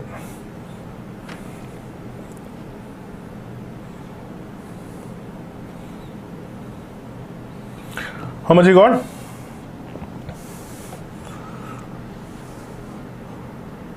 .512. Is this the value that everybody got? Right. So after you get that, you can directly find the alpha association. What is the formula for alpha association? Come on, quick. 1 minus I divided by 1 minus 1 by n. Because in case of association, it is 1 by n. So that is equal to 1 minus, how much is I? 0.512 divided by 1 minus 1 by n. N means here how much is forming. For example, for a dimer, n will be 2. For a trimer, n will be 3. For a tetramer, n will be 4. Do you understand that? So it will be 1 minus 1 by 2, which is equal to alpha association is 1 minus 0.512 is how much? 0.4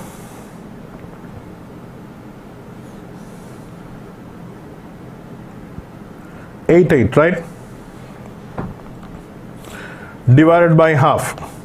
So that will be 0.976.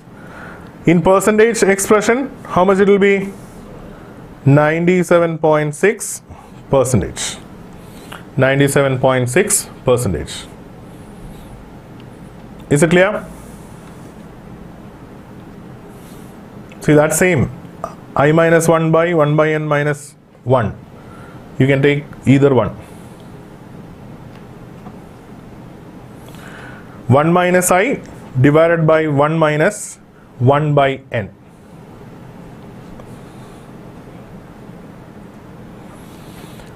Right. Let's move on to the next question. Okay, so those are the main questions of solutions chapter. Now we will have a quick recap of electrochemistry. First thing, writing the representation of the galvanic cell or the electrochemical cell. Majority of you might be knowing this already, but let me give you a quick recap of the representation because that's another silly mistake that everybody makes. See, you know, in an electrochemical cell, anode is the site where oxidation takes place and cathode is the site where reduction takes place. Never forget it, and by convention we represent anode on the left and cathode on the right. Is that clear to everyone? So never ever forget, even in exam hall if you forget that, just remember you have seen an ox on the left and a red cat on the right. Anode, oxidation, cathode, reduction. On the right, cathode, on the left, anode. And anode is the negative pole because that's where electrons are going to accumulate, and cathode is the positive pole. And in the representation, everybody know the standard representation. The anode half is represented, then the salt bridge, then the cathode half. So just remember that, never forget it. And we can find out the E cell or the cell potential as E0 cathode minus E0 anode. Is it clear to everyone? Now, in this chapter I told you Nernst equation and conductance. These are the two areas where a lot of questions have been asked. So Nernst equation for the cell potential for a given reaction, AA plus BB giving XX plus YY. In that we can write the Nernst equation as E cell is equal to E0 cell minus 2.303 RT by NF, which we can shorten as 0.0591 divided by n log of x raised to x into y raised to y divided by A raised to A into B raised to B. Basically it is product concentration divided by reactant concentration. You know that if it is in an equilibrium condition, E cell will be 0. So E naught cell can be written as 0.0591 divided by N log of Kc. What is Kc? Kc is this equilibrium constant. Now there is a relationship between the cell potential and the Gibbs energy change. Delta G naught is equal to minus NF E0 cell, and delta G naught is equal to minus 2.303 RT log Kc. These relationships, see, derivations are not required here. These relationships are very important because these are the only relationships which you will be using in this chapter to solve the numerical questions. Okay. Now about the conductance part, there are few formulas that you need to recollect. First formula, everything starts from here. Resistance is equal to rho L by A. This is where everything starts. So just remember that basic formula and derive each of them separately. Look here, what is conductance? Conductance is G, which is inverse of resistance, 1 by R. Then what is conductivity? Conductivity is kappa, which is inverse of resistivity. Then we have molar conductivity, which is lambda m, which is equal to K divided by C into 1000. And one important point to remember here, in this formula, concentration will be given usually in moles per liter. Then lambda m will be expressed as Siemens centimeter square mole inverse. Always remember that. The molar conductivity, the final formula is K by C into 1000 into Siemens centimeter square mole inverse. Is that clear to everyone? And here this L by A for a cell is called as the cell constant. Sometimes we use G star as the symbol to represent this. Right. Now variation of molar conductivity with the concentration, the Debye-Huckel-Honsager equation, very important. Remember that, see, I want everybody to put your focus on this part. Please see this part. Conductivity of a solution, of an electrolyte, decreases on dilution. Whether it is strong electrolyte or weak electrolyte, conductivity means I am talking about which parameter? Kappa. This is going to decrease on dilution. Why? Because when you add more water, the number of ions present per unit volume is decreasing. The number of ions per unit volume is decreasing. So conductivity will be decreasing when you dilute a solution. But lambda m, molar conductivity increases on dilution. This is one of the statements that most of the time students get confused. Conductivity and molar conductivity variation. Conductivity decreases because number of ions per unit volume decreases when you add more and more water. Molar conductivity on the other hand increases on dilution, and the reasons for that, remember, for a weak electrolyte, when you add more solvent or when you dilute it, the degree of dissociation increases. Hence you will see more ions coming, and that will greatly shoot up the molar conductivity of weak electrolyte because of the availability of more number of ions. Now due to increase in degree of dissociation, that's a specific reason you can highlight. And then for strong electrolytes, the molar conductivity increases slightly, but it won't be as much increase as what you see in case of weak electrolytes. The reason is, in strong electrolytes case, even though the ions are dissociated in the solution, still they will have some electrostatic attractive forces in between them. So when you dilute it, the forces of attraction will be lesser and they can have more freedom or mobility in the solution. That's why molar conductivity increases. Is that clear? Is that clear to everyone? And this Debye-Huckel-Honsager equation state, or its mathematical expression is lambda m is equal to lambda naught m minus a root c. What is lambda m? Molar conductivity. What is lambda naught m?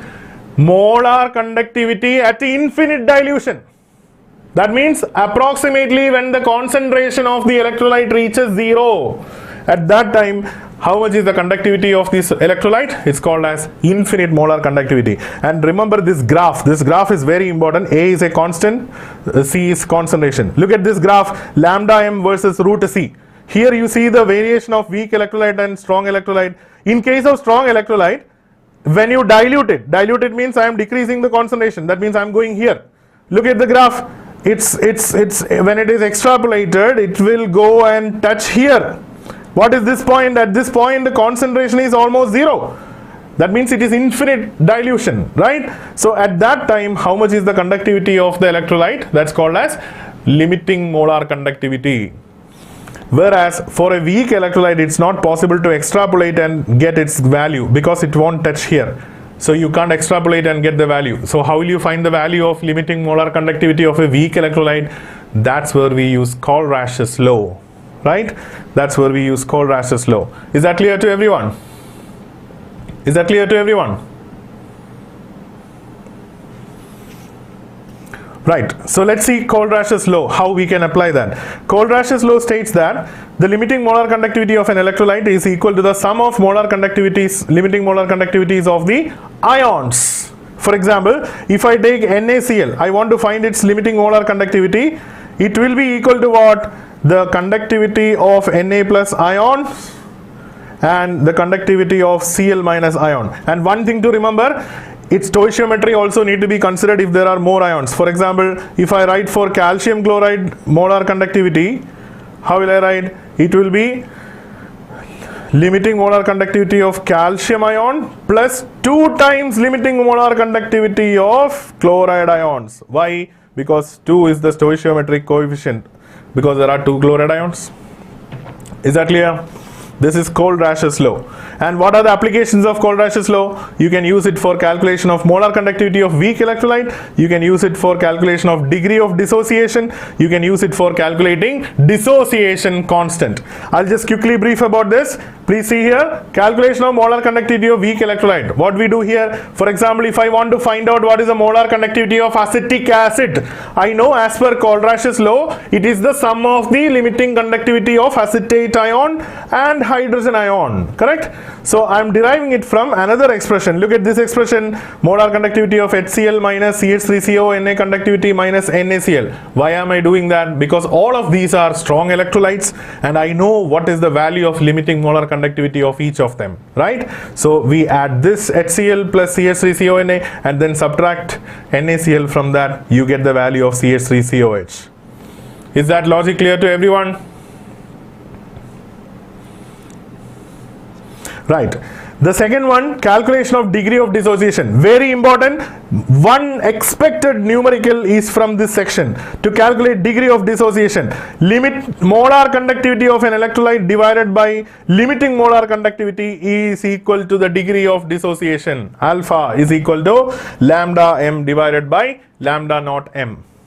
And once you get alpha, there is another thing that you can find. What is that? Dissociation constant of an acid. You see, if an acid ionizes in water, let's say HX is ionizing to form H plus and X minus.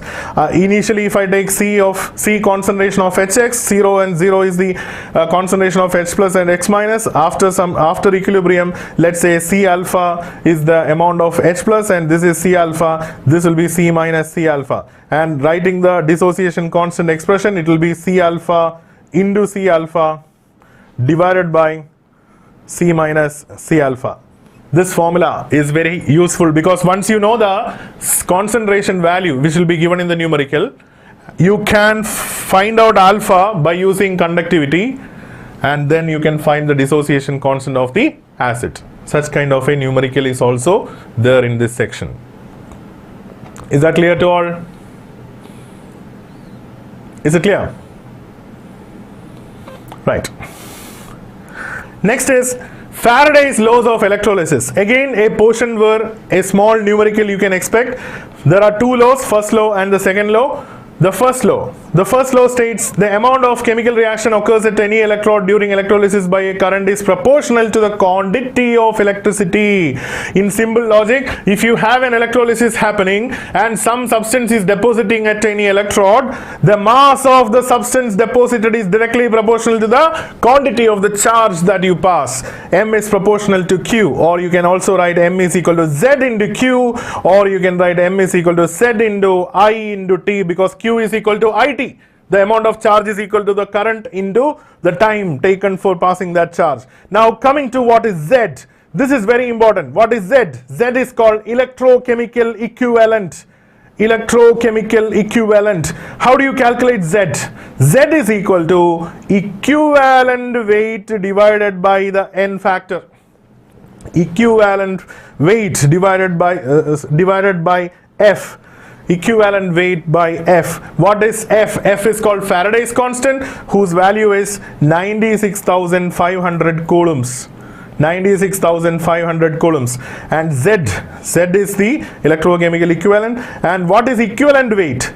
Equivalent weight can be found out by dividing the atomic weight by the N factor. I'll just simply show you an example of this. For example, aluminium ion, Al3+.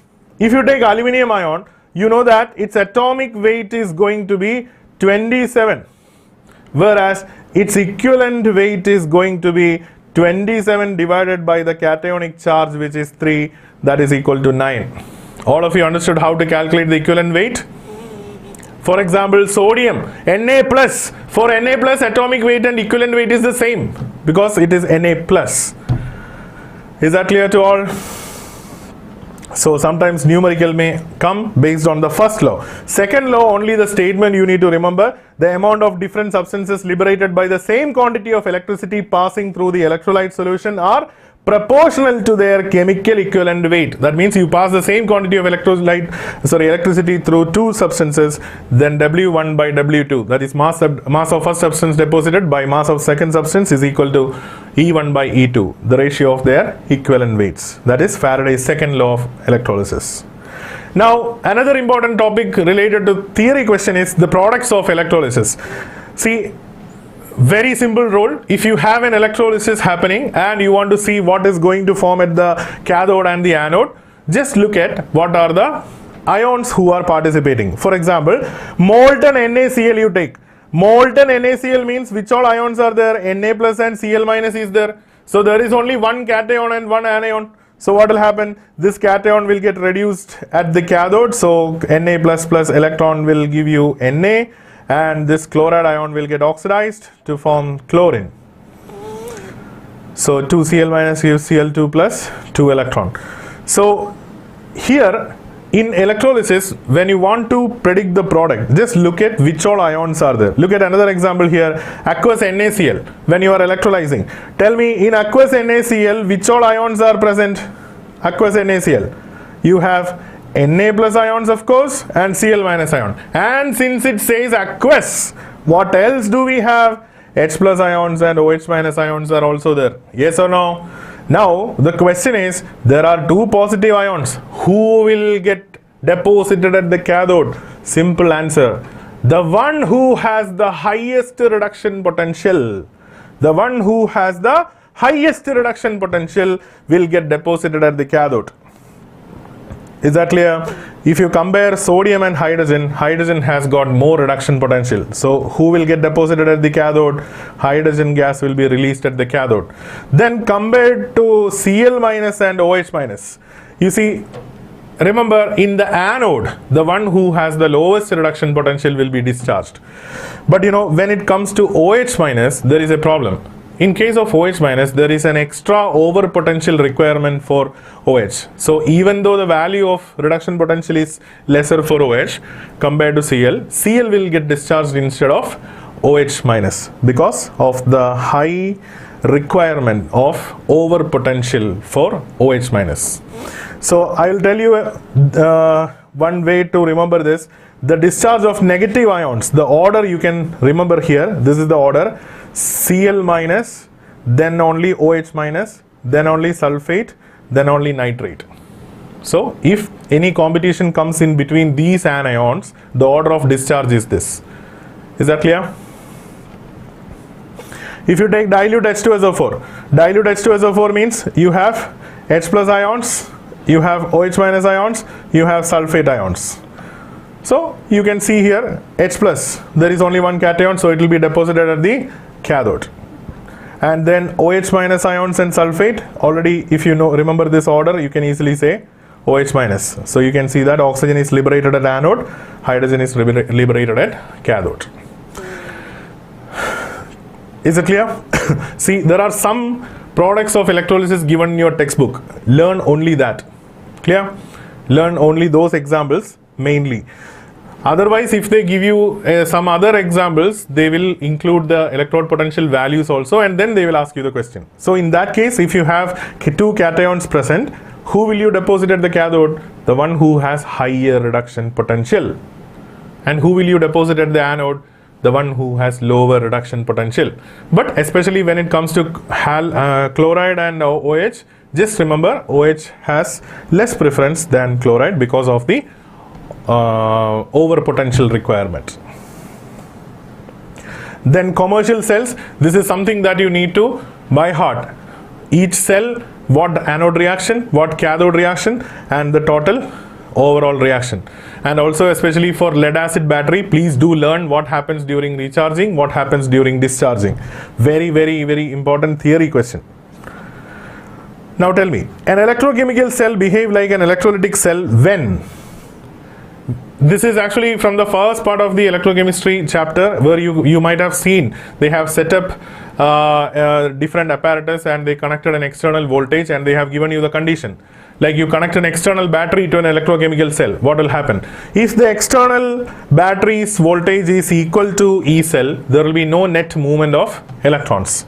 Now if you apply an external voltage which is higher than the cell voltage, for example if you take a galvanic cell, 1.1 volt is the cell voltage. So if you apply something more than 1.1 volt, what will happen? That cell will behave as an electrolytic cell and all the reactions will reverse.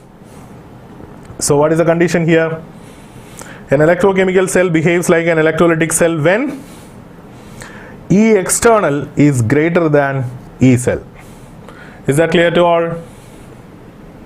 If it is less than E cell, normal electrochemical cell reaction will take place. That means zinc will lose electron, copper will gain electron. But if you apply an external voltage which is higher, copper will start losing and zinc will start gaining. Got it? Is it clear for all?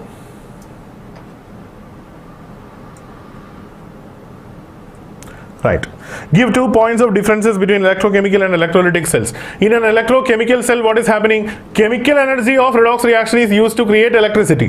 Whereas electrolytic cell, electrical energy is used to drive chemical reactions. Isn't it? One is spontaneous, one is non-spontaneous. Which one is spontaneous?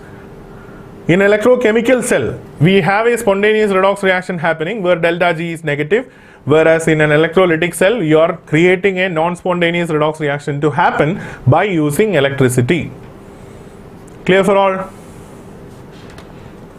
Okay, look at this question. Calculate delta G naught for this reaction. Zinc plus copper, Cu2 plus gives Zn2 plus Cu. E0 value of zinc is given, E0 value of copper is given, R is given, F is given.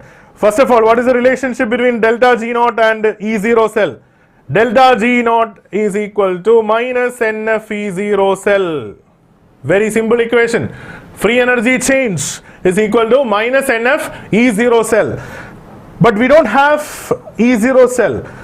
But we do know certain things about this reaction. Look at this reaction. In this reaction, how many electrons are involved? Number of electron involvement is 2. Now E0 cell can be calculated by the formula E0 cathode minus E0 anode. Yes or no? How do I know who is cathode and who is anode? You know the same basic principle. What is that? The one which has the higher reduction potential will be cathode. So among copper and zinc, who is going to be the cathode? It will be copper. So it will be 0.34 minus 0.76. So that will be 1.1 E0. Now direct substitution only, nothing else. 2 electrons involved, 96,500 is Faraday's constant and 1.1 volt. And whatever answer you get here will be in joules. If it is a very big value, convert it into kilojoules. Clear? Of course, this will be a very big value, so you write it in joules. All of you understood delta G calculation from E0 cell? Yes?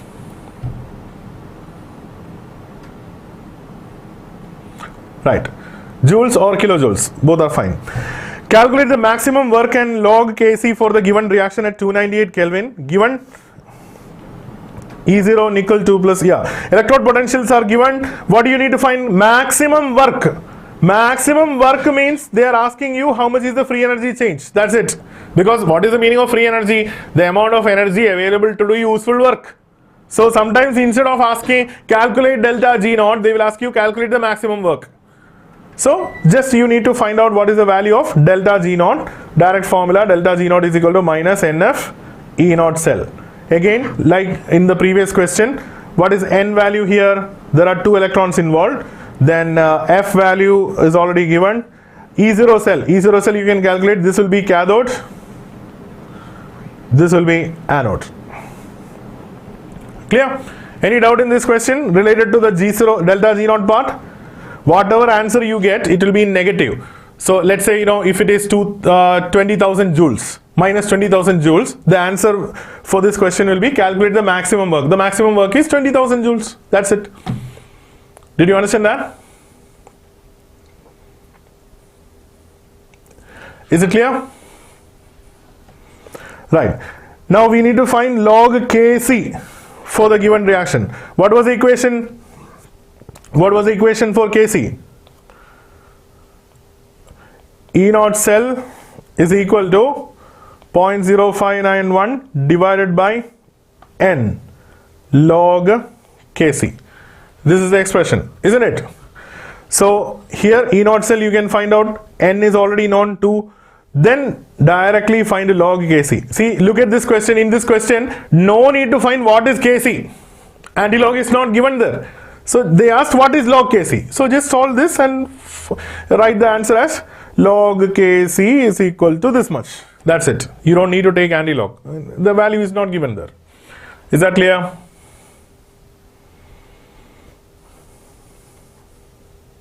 Right? Okay. Calculate the EMF of the following cell. This is a Nernst equation based question. Let me just tell you a few points about this. In this, whenever you get a cell representation like this, try to write the cell reaction. So here zinc giving zinc 2 plus and Ag plus reducing to Ag. In case antilog is given, you have to write it in that order. Right.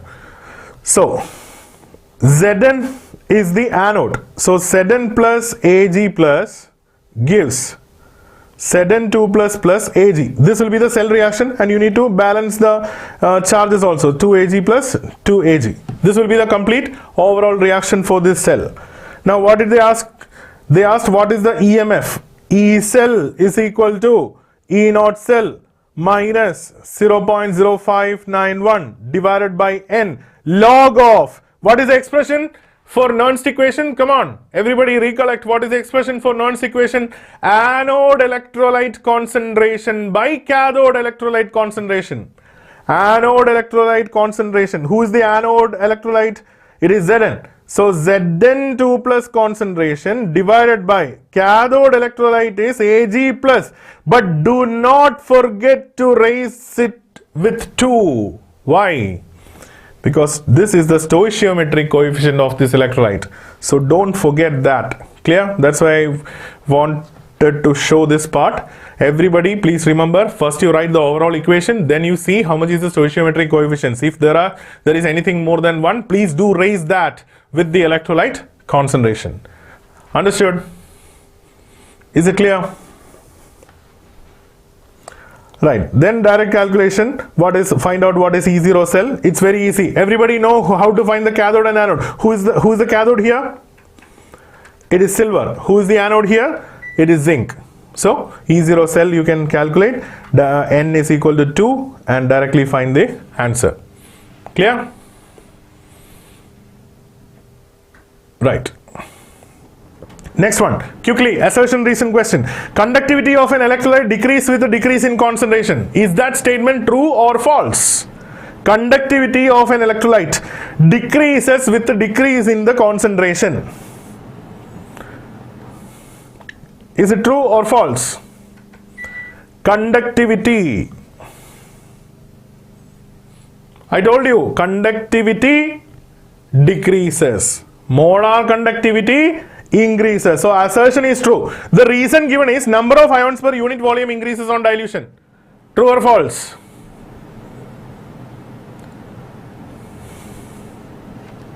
See, I am getting many answers as true, and I'll tell you why you have written there true. Because the very moment I told you about the reason in the explanation, many of you were thinking about that first part of the sentence, number of ions per unit volume on dilution. You know, that middle factor, the increases decreases, that was not properly conveyed, or that was not properly taken into your brain.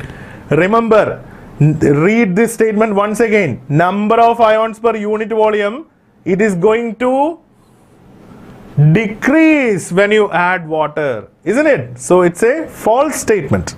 So assertion is true, but reason is incorrect. Have you all understood that? So the take from this question is not the answer of this question. The take from this question is presence of mind is very important when you write the exam. Is it clear? So no matter how much you have prepared, how confident are you, don't become overconfident, don't jump into conclusions. Read it again and again, manage your time effectively, and then answer. Is it clear? You should not lose that 1 mark from 100. Predict the products of electrolysis of an aqueous solution of copper chloride with platinum electrodes. Come on, quick. Products of electrolysis of aqueous solution of copper chloride with the platinum electrode. It's an inert electrode. So copper chloride solution, CuCl2, Cu2 plus ion will be there, Cl minus ion will be there, and it is solution. That means H plus will be there, OH minus will be there. Come on, who will deposit at the cathode?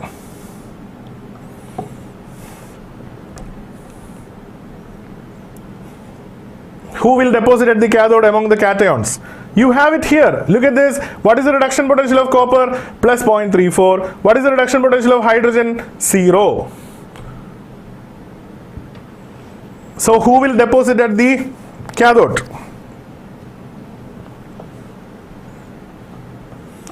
The one who has the highest reduction potential will deposit at the cathode, isn't it?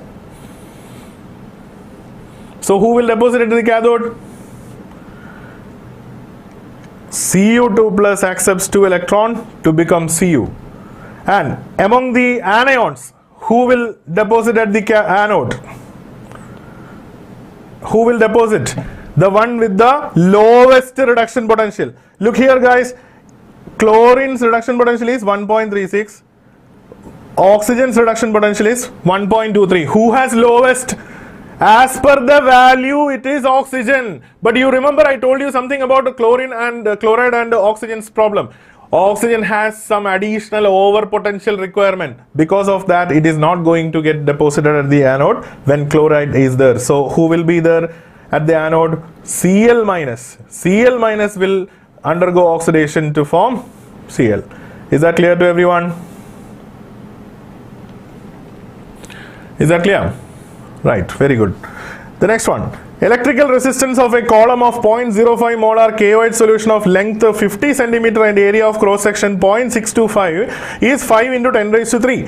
Calculate its resistivity, conductivity and molar conductivity. So many things we have to find here, but you know, everything is very easy. Concentration is given 0.05 molar. Length of the conductor is given 50 centimeter. Area of cross section is given 0.625 centimeter square. Resistance is given 5 into 10 raised to 3 ohms. Right? So first things, resistivity. What was the basic equation I told you? R equal to rho L by A. So resistivity you can find as RA by L. So direct substitution. R is given, A is given, L is given. And your final answer will be in what unit? What is the unit of resistivity? What is the unit of resistivity? It will be ohm centimeter here in this case, because area is given in centimeter square and length is given in again centimeter. So it will be in ohm centimeter, whatever you are getting after calculation. Now conductivity we need to find. Easy. What is conductivity? 1 by rho. Correct? 1 by rho. And whatever value you get here, what will be the unit? I'm more concerned about the units. Come on, what is the unit here?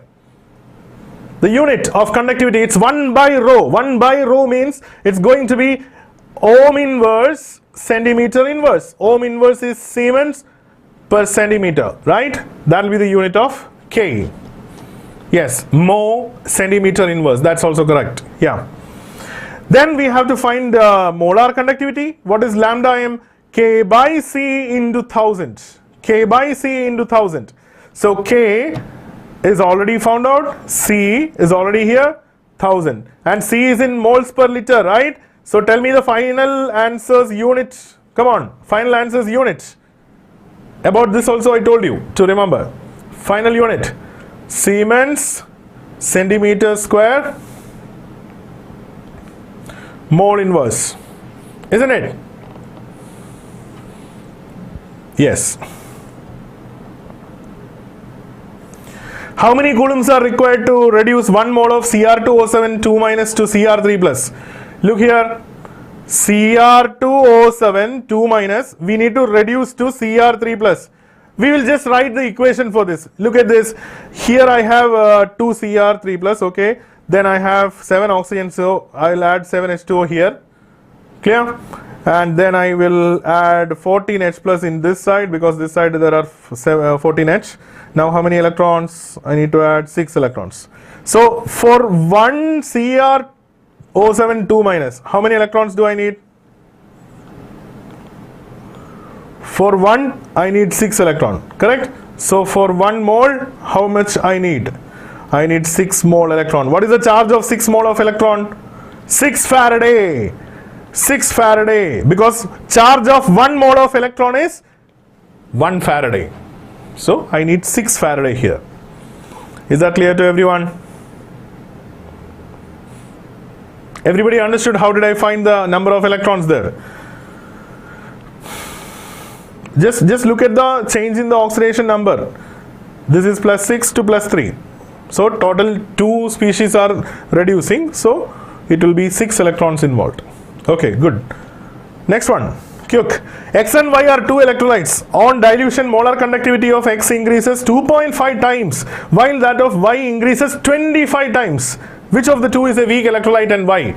About this I told you. I told you in the variation of conductivity. Come on, who will say the right answer? X and Y are 2 electrolytes. When I diluted it, on dilution, X conductivity increased only 2.5 times and Y increased around 25 times. Who is a weak electrolyte?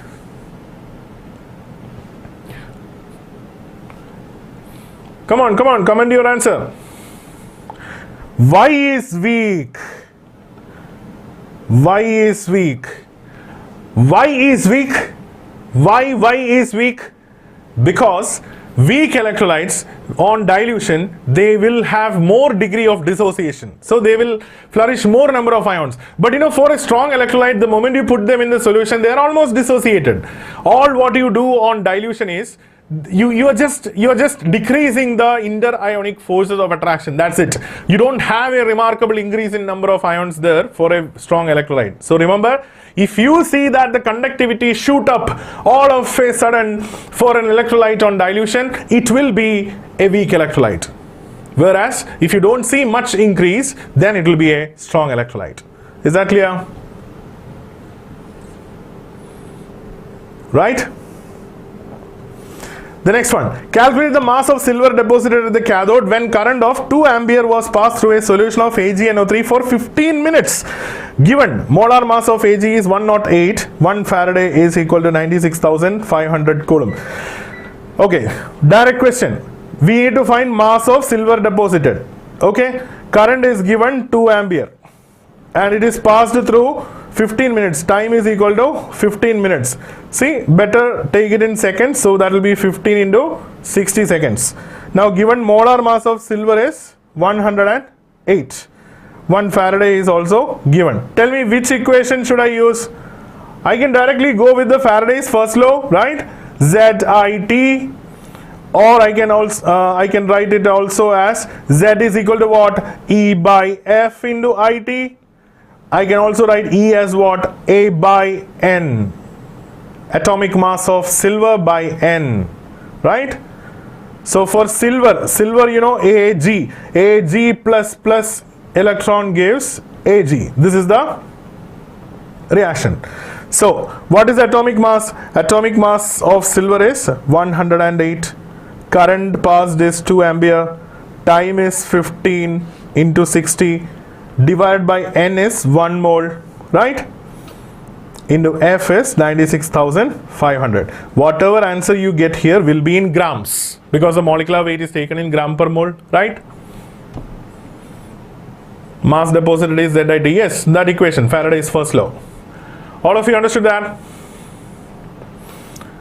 Have you understood the method?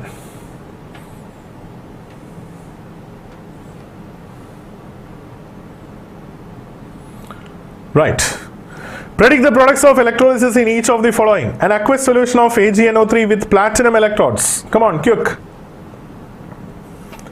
AgNO3 with the platinum electrodes.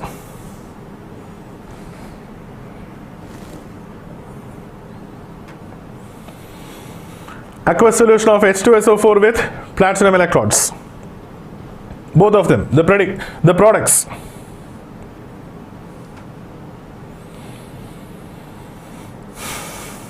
So in AgNO3 we have Ag plus ions and H plus ions. Then as the anions, NO3 minus, OH minus. Come on, easy now. At the cathode who will go? At the anode who will go?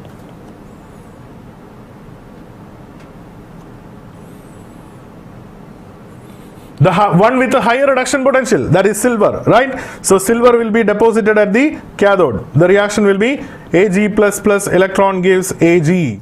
So this will be the cathode reaction. And among nitrate and OH minus, who will deposit? Come on.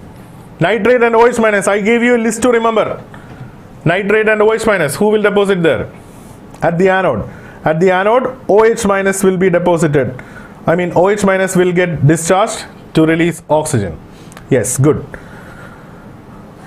An aqueous solution of H2SO4 with the platinum electrode. Aqueous solution of H2SO4 has H plus ions only as the cation, and then anion you have OH minus and sulfate. Come on, easy. At the cathode there is none other than hydrogen. So cathode you will have hydrogen released, and anode among these two who will go? OH minus. Is that clear to everyone? Right. Give two advantages of fuel cells. A very simple question, yet a very important one. What are fuel cells? In fuel cells, hydrogen and oxygen, the combustion is used to generate energy, right? What are the advantages? First thing is, it is the most efficient of all. Around 70% is the efficiency. And second thing is, it is eco-friendly, non-polluting, because all you get is the byproduct is water, right? In the Apollo space program, that same water was used for drinking by the astronauts. Next, using the E0 values of A and B, predict which is better for coating the surface of iron. Iron's potential is given. You are asked, among this and this, who is better to coat iron? See, the principle is very simple. If you are coating something with iron, then that something should get oxidized. That means it should be having more tendency to get oxidized, which means its reduction potential should be lesser than that of iron. Yes or no? Yes. So among minus 2.37 and 0.14, this is the one which has lesser reduction potential. Lesser reduction potential. Is that clear? Lesser reduction potential. So all of you understood that concept also. Clear, right? Okay. Now kinetics, a quick review we will do. So in kinetics we have average rate and instantaneous rate expression. Then we have half-life, integrated rate equation, the difference between molecularity and order. Very important theory question, the difference between molecularity and order. I'll explain while we do the questions, okay? Instead of focusing more on the theory now. Yeah, this table, this is something I want everybody to remember. It's a very, very important table. Zero order reaction, the rate equation is rate is equal to K into A raised to 0. AT is equal to minus KT plus A0. This is the integrated rate equation. Half-life is A0 by 2K. Then unit of rate constant, the graph. Similarly, for first order reaction also, you have an integrated rate equation, half-life, the unit of rate constant, and the graph. See, please try to remember the integrated rate equation and its variations. It's very easy. You can easily draw the graphs based on that. For example, in a zero order reaction, you can see the concentration of the reactant at any point of time is equal to minus KT plus the initial concentration. This is the equation for zero order reaction, correct? So if we draw a graph where the concentration of the reactant is taken on the y-axis and time is taken on the x-axis, it will be a graph with a negative slope, correct? It will be a graph with negative slope. So here this y-intercept will be what? It will be R0, that is the initial concentration. And then what will be the slope of the graph? It will be equal to minus K. Everybody know the basic equation. Y is equal to mx plus c kind of graph. So m is the slope. So here minus K is the slope. And x coordinate is time and y coordinate is the concentration, and R0 is the y-intercept. This is the variation of the graph of zero order reaction. Likewise, for first order also we have different variants. We will look through that with the question. Another important theory part, pseudo order reaction, pseudo first order reaction. You all know what is the meaning of pseudo first order reaction. Example is more important. Please focus here. Acid hydrolysis of esters, acid hydrolysis of cane sugar. These two are best examples for pseudo first order reaction. What is pseudo first order reaction? A reaction that may look of a higher order but having a first order, because one reactant's concentration is so high that its change in concentration is negligibly small, so it won't affect the rate of the reaction. That's called pseudo first order reaction. Look at this. If you take ethyl acetate and hydrolyze it with water in acidic medium, you get acetic acid and ethanol. This is the reaction. In this there are two reactants. One is ester, one is water.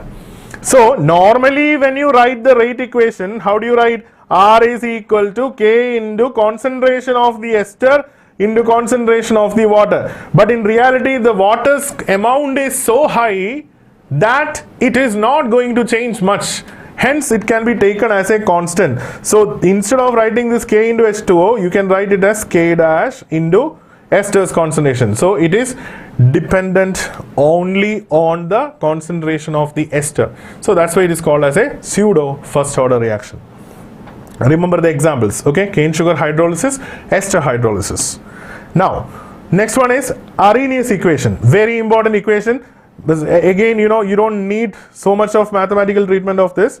A e raised to minus Ea by RT. In this equation, the basic things are K is the rate constant, A is Arrhenius factor, E raised to minus Ea by RT. This is equal to the fraction of molecules which have the energy greater than or equal to the activation energy.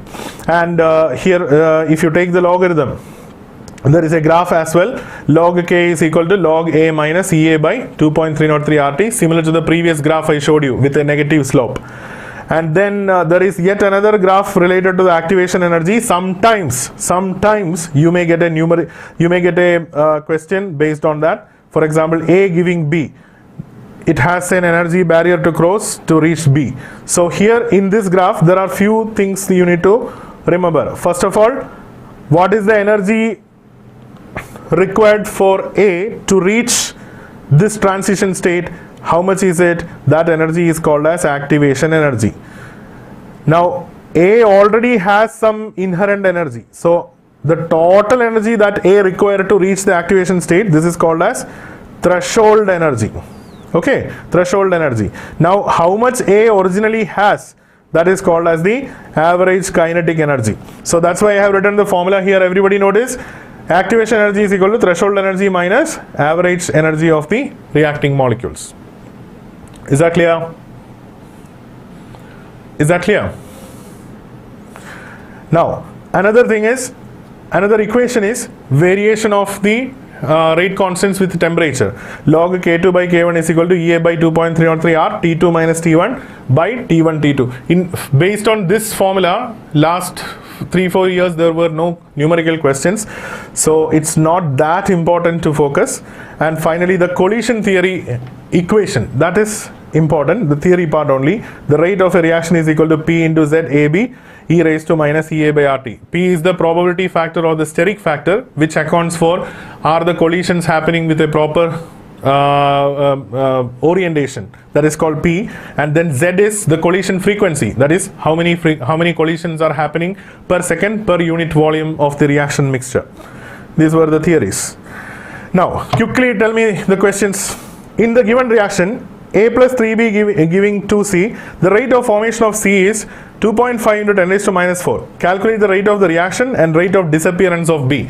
Let me tell you, this is a very important question, one of the most expected question, and one question which you may make wrong because of a careless mistake. Okay, so let's see what is the mistake that is going to happen. A plus 3B giving 2C. Look at this reaction. In this reaction, if I write the rate of this reaction, it can be written as minus d by dt of concentration of A, which is equal to minus 1 by 3 d by dt of concentration of B, which is equal to 1 by 2 d by dt of concentration of C. This is how the rate equation is written, right? Yes. Now, please do read this as a sentence. I want you to read this as a sentence, this mathematical expression. Rate of the reaction is equal to rate of depletion of A minus 1 by 3rd rate of disappearance of B, which is equal to half of rate of appearance of C. That's how you read it, right? That's how you read it. Now, what did they give in the question? Rate of formation of C is this much. What is the meaning of that? D by dt of C is equal to 2.5 into 10 raised to minus 4. Correct? Moles per liter per second. Yeah? Now, calculate the rate of the reaction. How is rate related to C? How is rate related to C? R is equal to what? Half of dC by dt. Correct? Half of dC by dt. Half of dC by or d by dt of C. Therefore, what will be the rate? It will be half of 2.5 into 10 raised to minus 4. That will be 1.25 into 10 raised to minus 4 moles per liter per second. Moles per liter per second. Now, second part of the question is, what is the rate of disappearance of B? What is the rate of disappearance of B? What are they asking here? Minus d by dt of B is equal to how much? Right? I can relate it with the rate itself. I just found out rate in the previous question, right? So I can relate it. This whole thing is equal to rate, correct? So what will be d by dt of B? It will be 3 times the rate. Yes or no? It is 3 times because this into 3 is what is this? Correct? It is 3 times the rate. So that will be 3 into 1.25 into 10 raised to minus 4. 3.75 into 10 raised to minus 4 mole per liter per second. Is that clear to all? Did you understand this? Don't make a mistake in this question. Clear? Read the question clearly. Whatever you have given or whatever is there in that question, whatever you are writing mathematically, read it as a statement. Then it makes sense. Like, you know, formation of C. That means d by dt of C is what is given. Then relate it with the equation what you have written. Is that clear to all? Okay, let's look at the assertion reason question, one of them. Molecularity of the reaction H2 plus Br2 is giving 2 HBr appears to be 2. Is that true? Is that true? Quick. Molecularity of the reaction H2 plus Br2 gives 2 HBr appears to be 2. What is molecularity? The number of moles of reactant species involved in an elementary reaction is called as molecularity. There is 1 mole of H2, there is 1 mole of Br2. So the molecularity is 2 only. It is correct. The reason given, 2 molecules of the reactions are involved in the given elementary reaction. That is indeed true, and it is a dependent statement, right? So assertion and reason are both correct. What do you understand by the order of the reaction? See, one of the definition that you can expect is order. What is order? Order of a reaction is the sum of the powers of the coefficients of the concentration of the reactants in the rate equation or the rate law. That is called as order. Identify the reactions order from each of the following units. Look at this. There is an easy way to remember the order of the reaction, or you can identify the order of the reaction by taking the power of L and add 1. Very easy. Taking the power of L and add 1 to it. Let's do it here. In the first case, what is the order? What is the power of L here? Minus 1. Add 1. It will be 0 order. Easy. And then look at this one. What is the order of, what is the power of L here? It is 1, right? So 1 plus 1, which is 2. See how easy is that? If there is no L at all, like, yeah, look at the next question. If the rate constant is K is equal to 3 into 10 raised to minus 4 S raised to minus 1, then identify the order. What is the power of L here? L is 0. So 0 plus 1 is 1. First order. See how easy is that? Did you understand that? No need to write this in the answer, okay? It's just a tip to remember. Right, look at the next question. For a reaction H2O2 giving H2O plus O2, the proposed mechanism is given. First step, second step. Write the rate law of the reaction. Remember, if there is a complex reaction which involves multiple steps, the rate law can be written based on the rate determining step. Which is the rate determining step? The slowest step. So the rate expression can be written as R is equal to K into H2O2 concentration into I minus concentration, because lowest step is the rate determining step. Write the overall order of the reaction. How do you find the overall order? Just add this and this, right? The overall order will be equal to 1 plus 1, which is 2. Now, out of steps 1 and 2, which is the rate determining step? Who will be the rate determining step always? RDS will be step 1. Why step 1? Because if you have a reaction which can be divided into individual steps, the slowest one will be the one who decides what should be the speed of the reaction. Is it clear? Right. A reaction is second order in A and first order in B. Immediately when you get such kind of questions, immediately write the reaction's rate law. R is equal to K into second order with respect to A and first order with respect to B. A raised to 2 into B raised to 1. Done. Dhrubil, why is the slow reaction rate determining? See, it's a very simple logic. If you have a 4 into 100 meter relay, the winning chance of that relay is based on the slowest runner. That's the simple logic that you can think of. Why the slowest step is the rate determining step. Yes or no?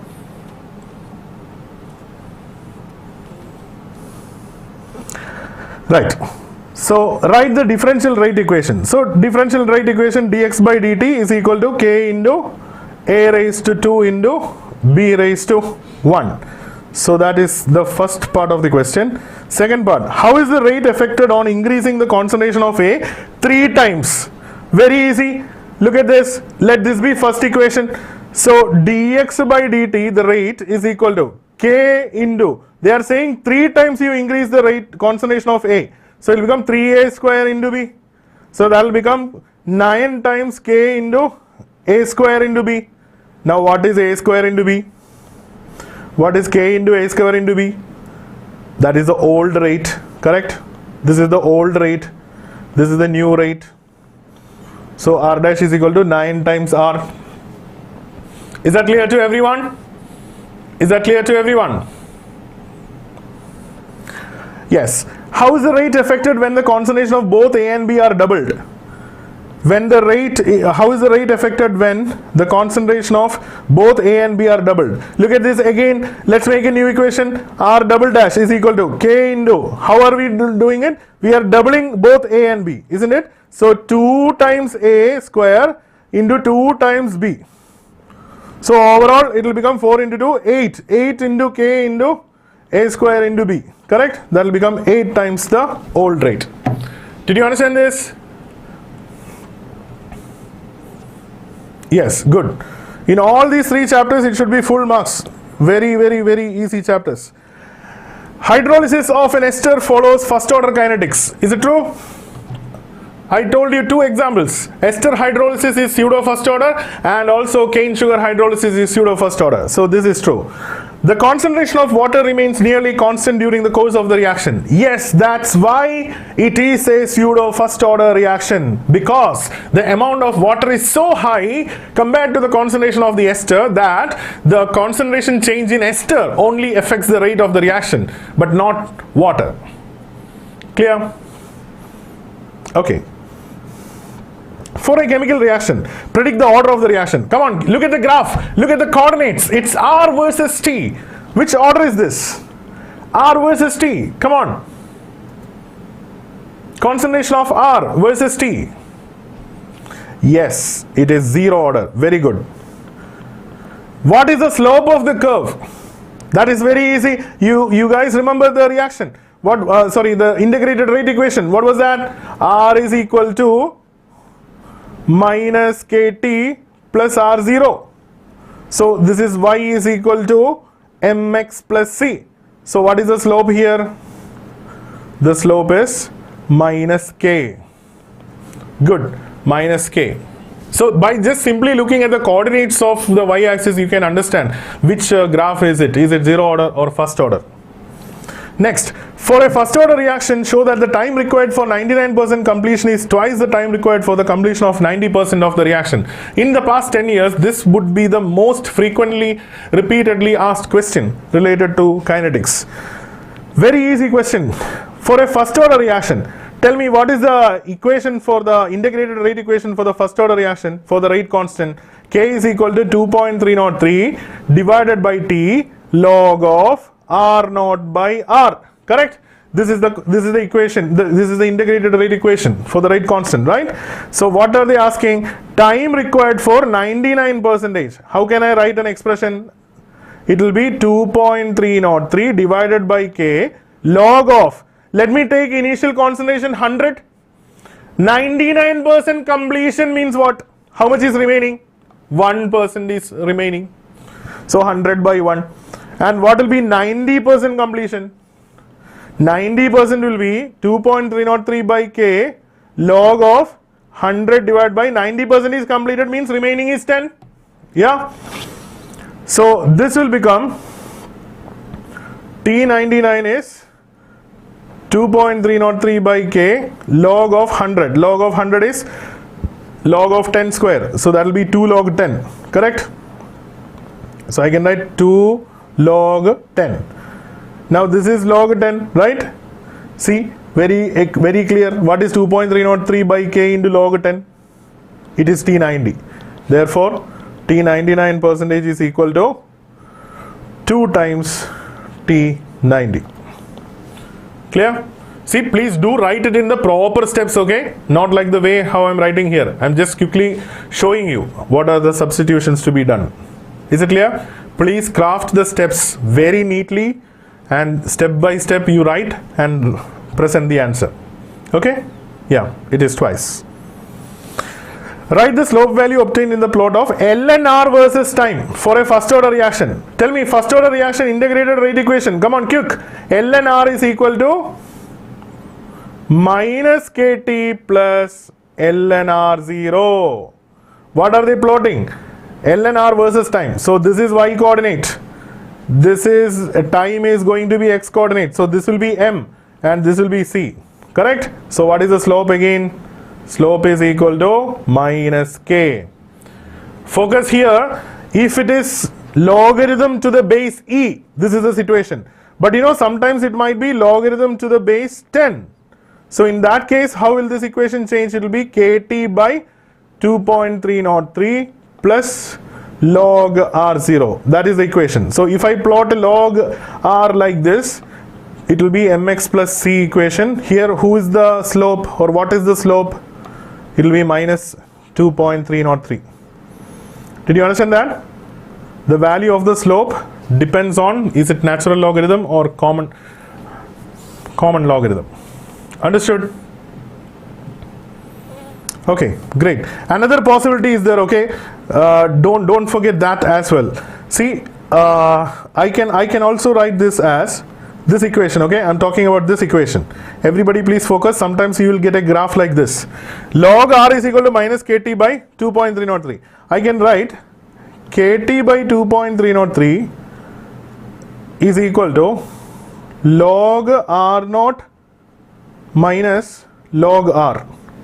So what is log R naught minus log R?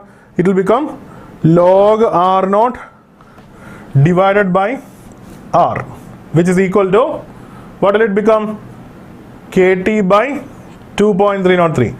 If I am taking a y coordinate like this and x as t, then it will be k by 2.303. But the shape of the graph will be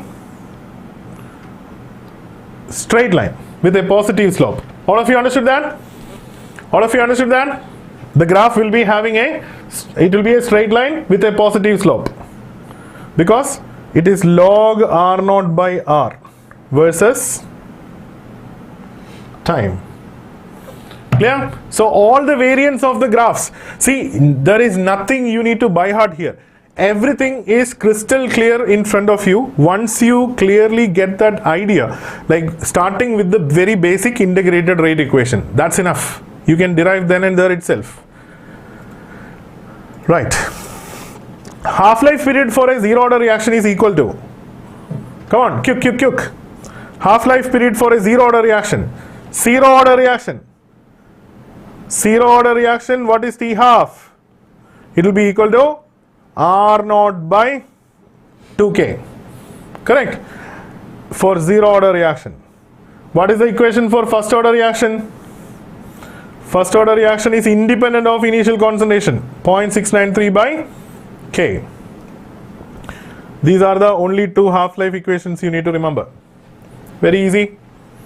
Numericals may come based on the first order half-life. Okay, look at this one. Rate constant for a first order reaction has been found to be this much. Calculate its 3/4 life. Calculate its 3/4 life. What is 3/4 life means? 75% completion. Correct? 75% completion. So, excuse me. So, rate constant is given. You need to find the 3/4 life.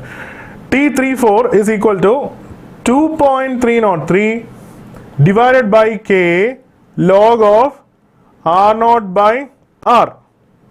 So already they have given K 2.54 into 10 raised to minus 3 into log of, what is R naught? See, it is 75% completion. So let's take it as 100 divided by 75% completed means 25 is remaining. Yes, 25 is remaining.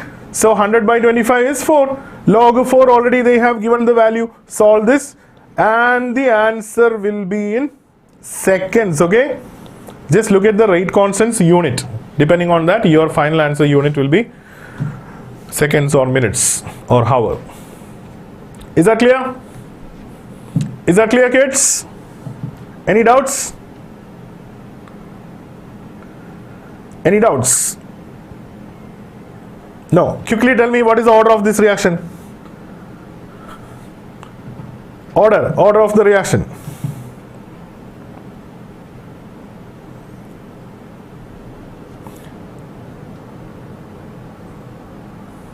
Yes, it is first order. Look at the coordinate. The coordinate is log R. So it should be first order. What is the slope of the curve? Slope of the curve. Slope of the curve. Yes, very good. Minus K. Write the unit of the rate constant. It is first order. First order unit. What is the unit of rate constant? Second inverse, isn't it? Second inverse. Now no problem, even if you forget it also, it's fine. Immediately in the answer sheet, just write like this: R equal to K into A raised to 1. This is first order, right? So you forgot what is the rate constant unit. So you can derive it there itself. A raised to 1. What is rate? Rate is mole per liter per second. What is concentration? Mole per liter. Mole per liter gets cancelled. So what is K's unit? Second inverse. Sometimes, yeah, it happens that we may forget, but this very basic things, if it is there in your mind, you can derive it then and there and do it. Is that clear to all? Next, the rate constant of the first order decomposition is given. K is equal to this. Calculate EA and also the half-life period. Okay, we have only 2 more questions, so please listen carefully. K is equal to 2.5 into 10 raised to 14 e raised to minus 25,000 divided by T. See, doesn't it look like Arrhenius equation? What is Arrhenius equation? K is equal to A e raised to minus EA by RT. So tell me, how do I find EA from this? Very easy. Minus this 25,000 is actually EA by R. Yes or no? No, you don't have to take log also. Just look at it. Just compare the 2 equations. That 25,000, what is there here, this is same as EA by R. So don't you think I can write EA by R is equal to 25,000? So what is EA? 25,000 into R. So that will be 25,000 into 8.314. Why 8.314? Because it's an energy equation. It's an energy equation. So it is joule per Kelvin per mole, and your final answer will be in joules. If it is a very big value, don't hesitate to write it in kilojoules. Clear? And you need to find the half-life period. Okay, rate constant if its half-life is 300. Very easy. You know it's a first order reaction. T half is equal to 0.693 by K. So you can find the rate constant as 0.693 divided by 300. And your final answer will be in minute inverse because you have taken 300 minutes. Is that clear? Any doubts?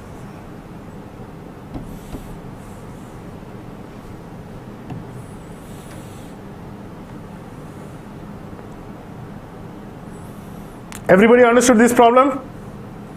Okay, great.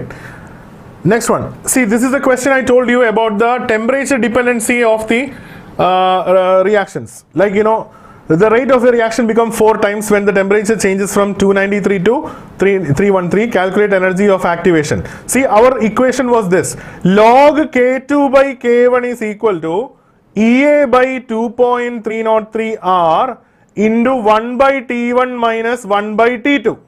This is a direct equation. Just substitute it. That's it.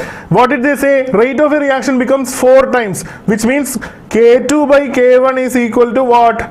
4, which is equal to EA divided by 2.303 into R is 8.314 into 1 by T1. What is T1? The first temperature, 293 Kelvin, minus 1 by the second temperature, 313. Now solve for EA. It is an energy. So your final answer will be in joules. Again, if it's big, convert it into kilojoules. Have you all understood this clearly?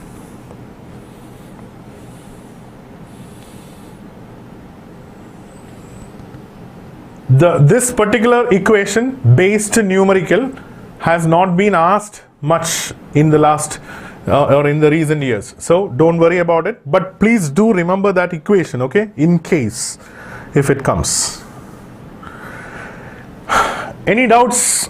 Solutions? Electrochemistry, chemical kinetics.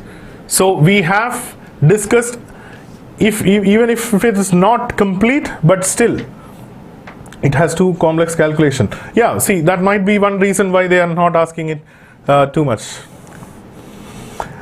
Anyway, so these 3 chapters are having numerical and theory questions. So you can score full marks in this. So organic chemistry module you have done yesterday. Today physical chemistry.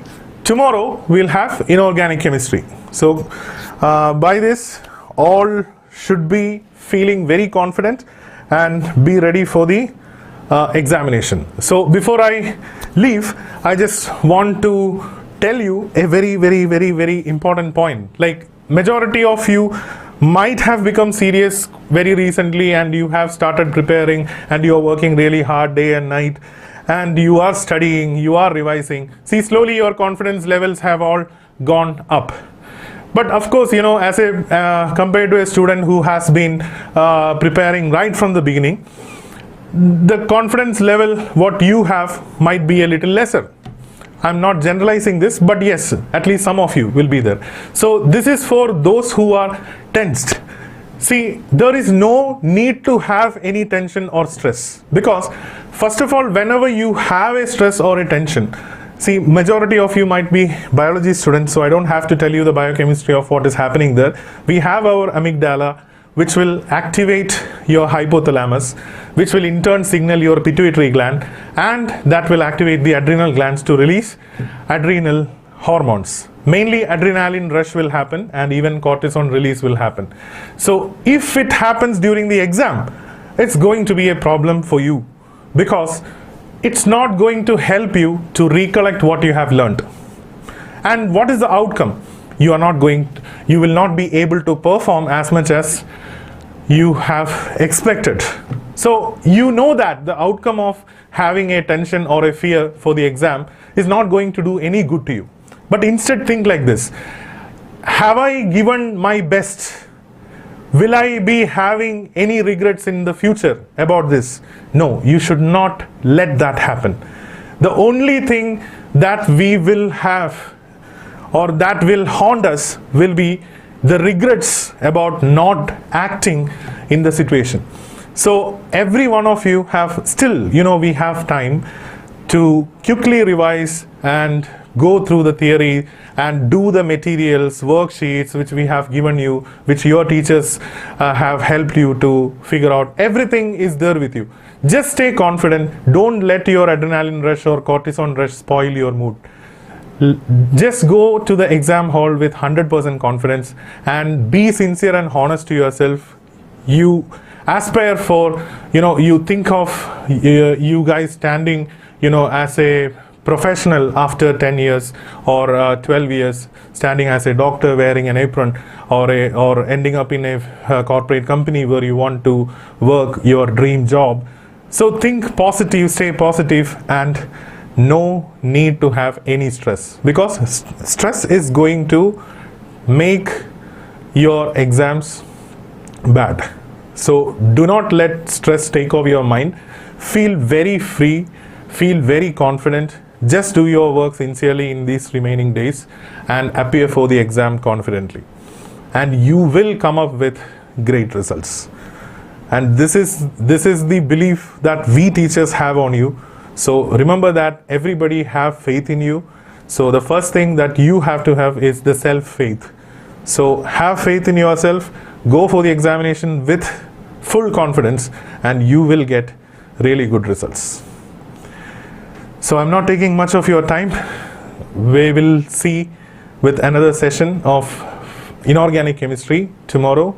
Until then, this is Danesh Venugopal signing off. Bye, good night. Brilliant Qatar, your trusted coaching partner for IIT, JEE, NEET, Science and Commerce tuitions with 10 years of excellence in quality training. Brilliant Qatar.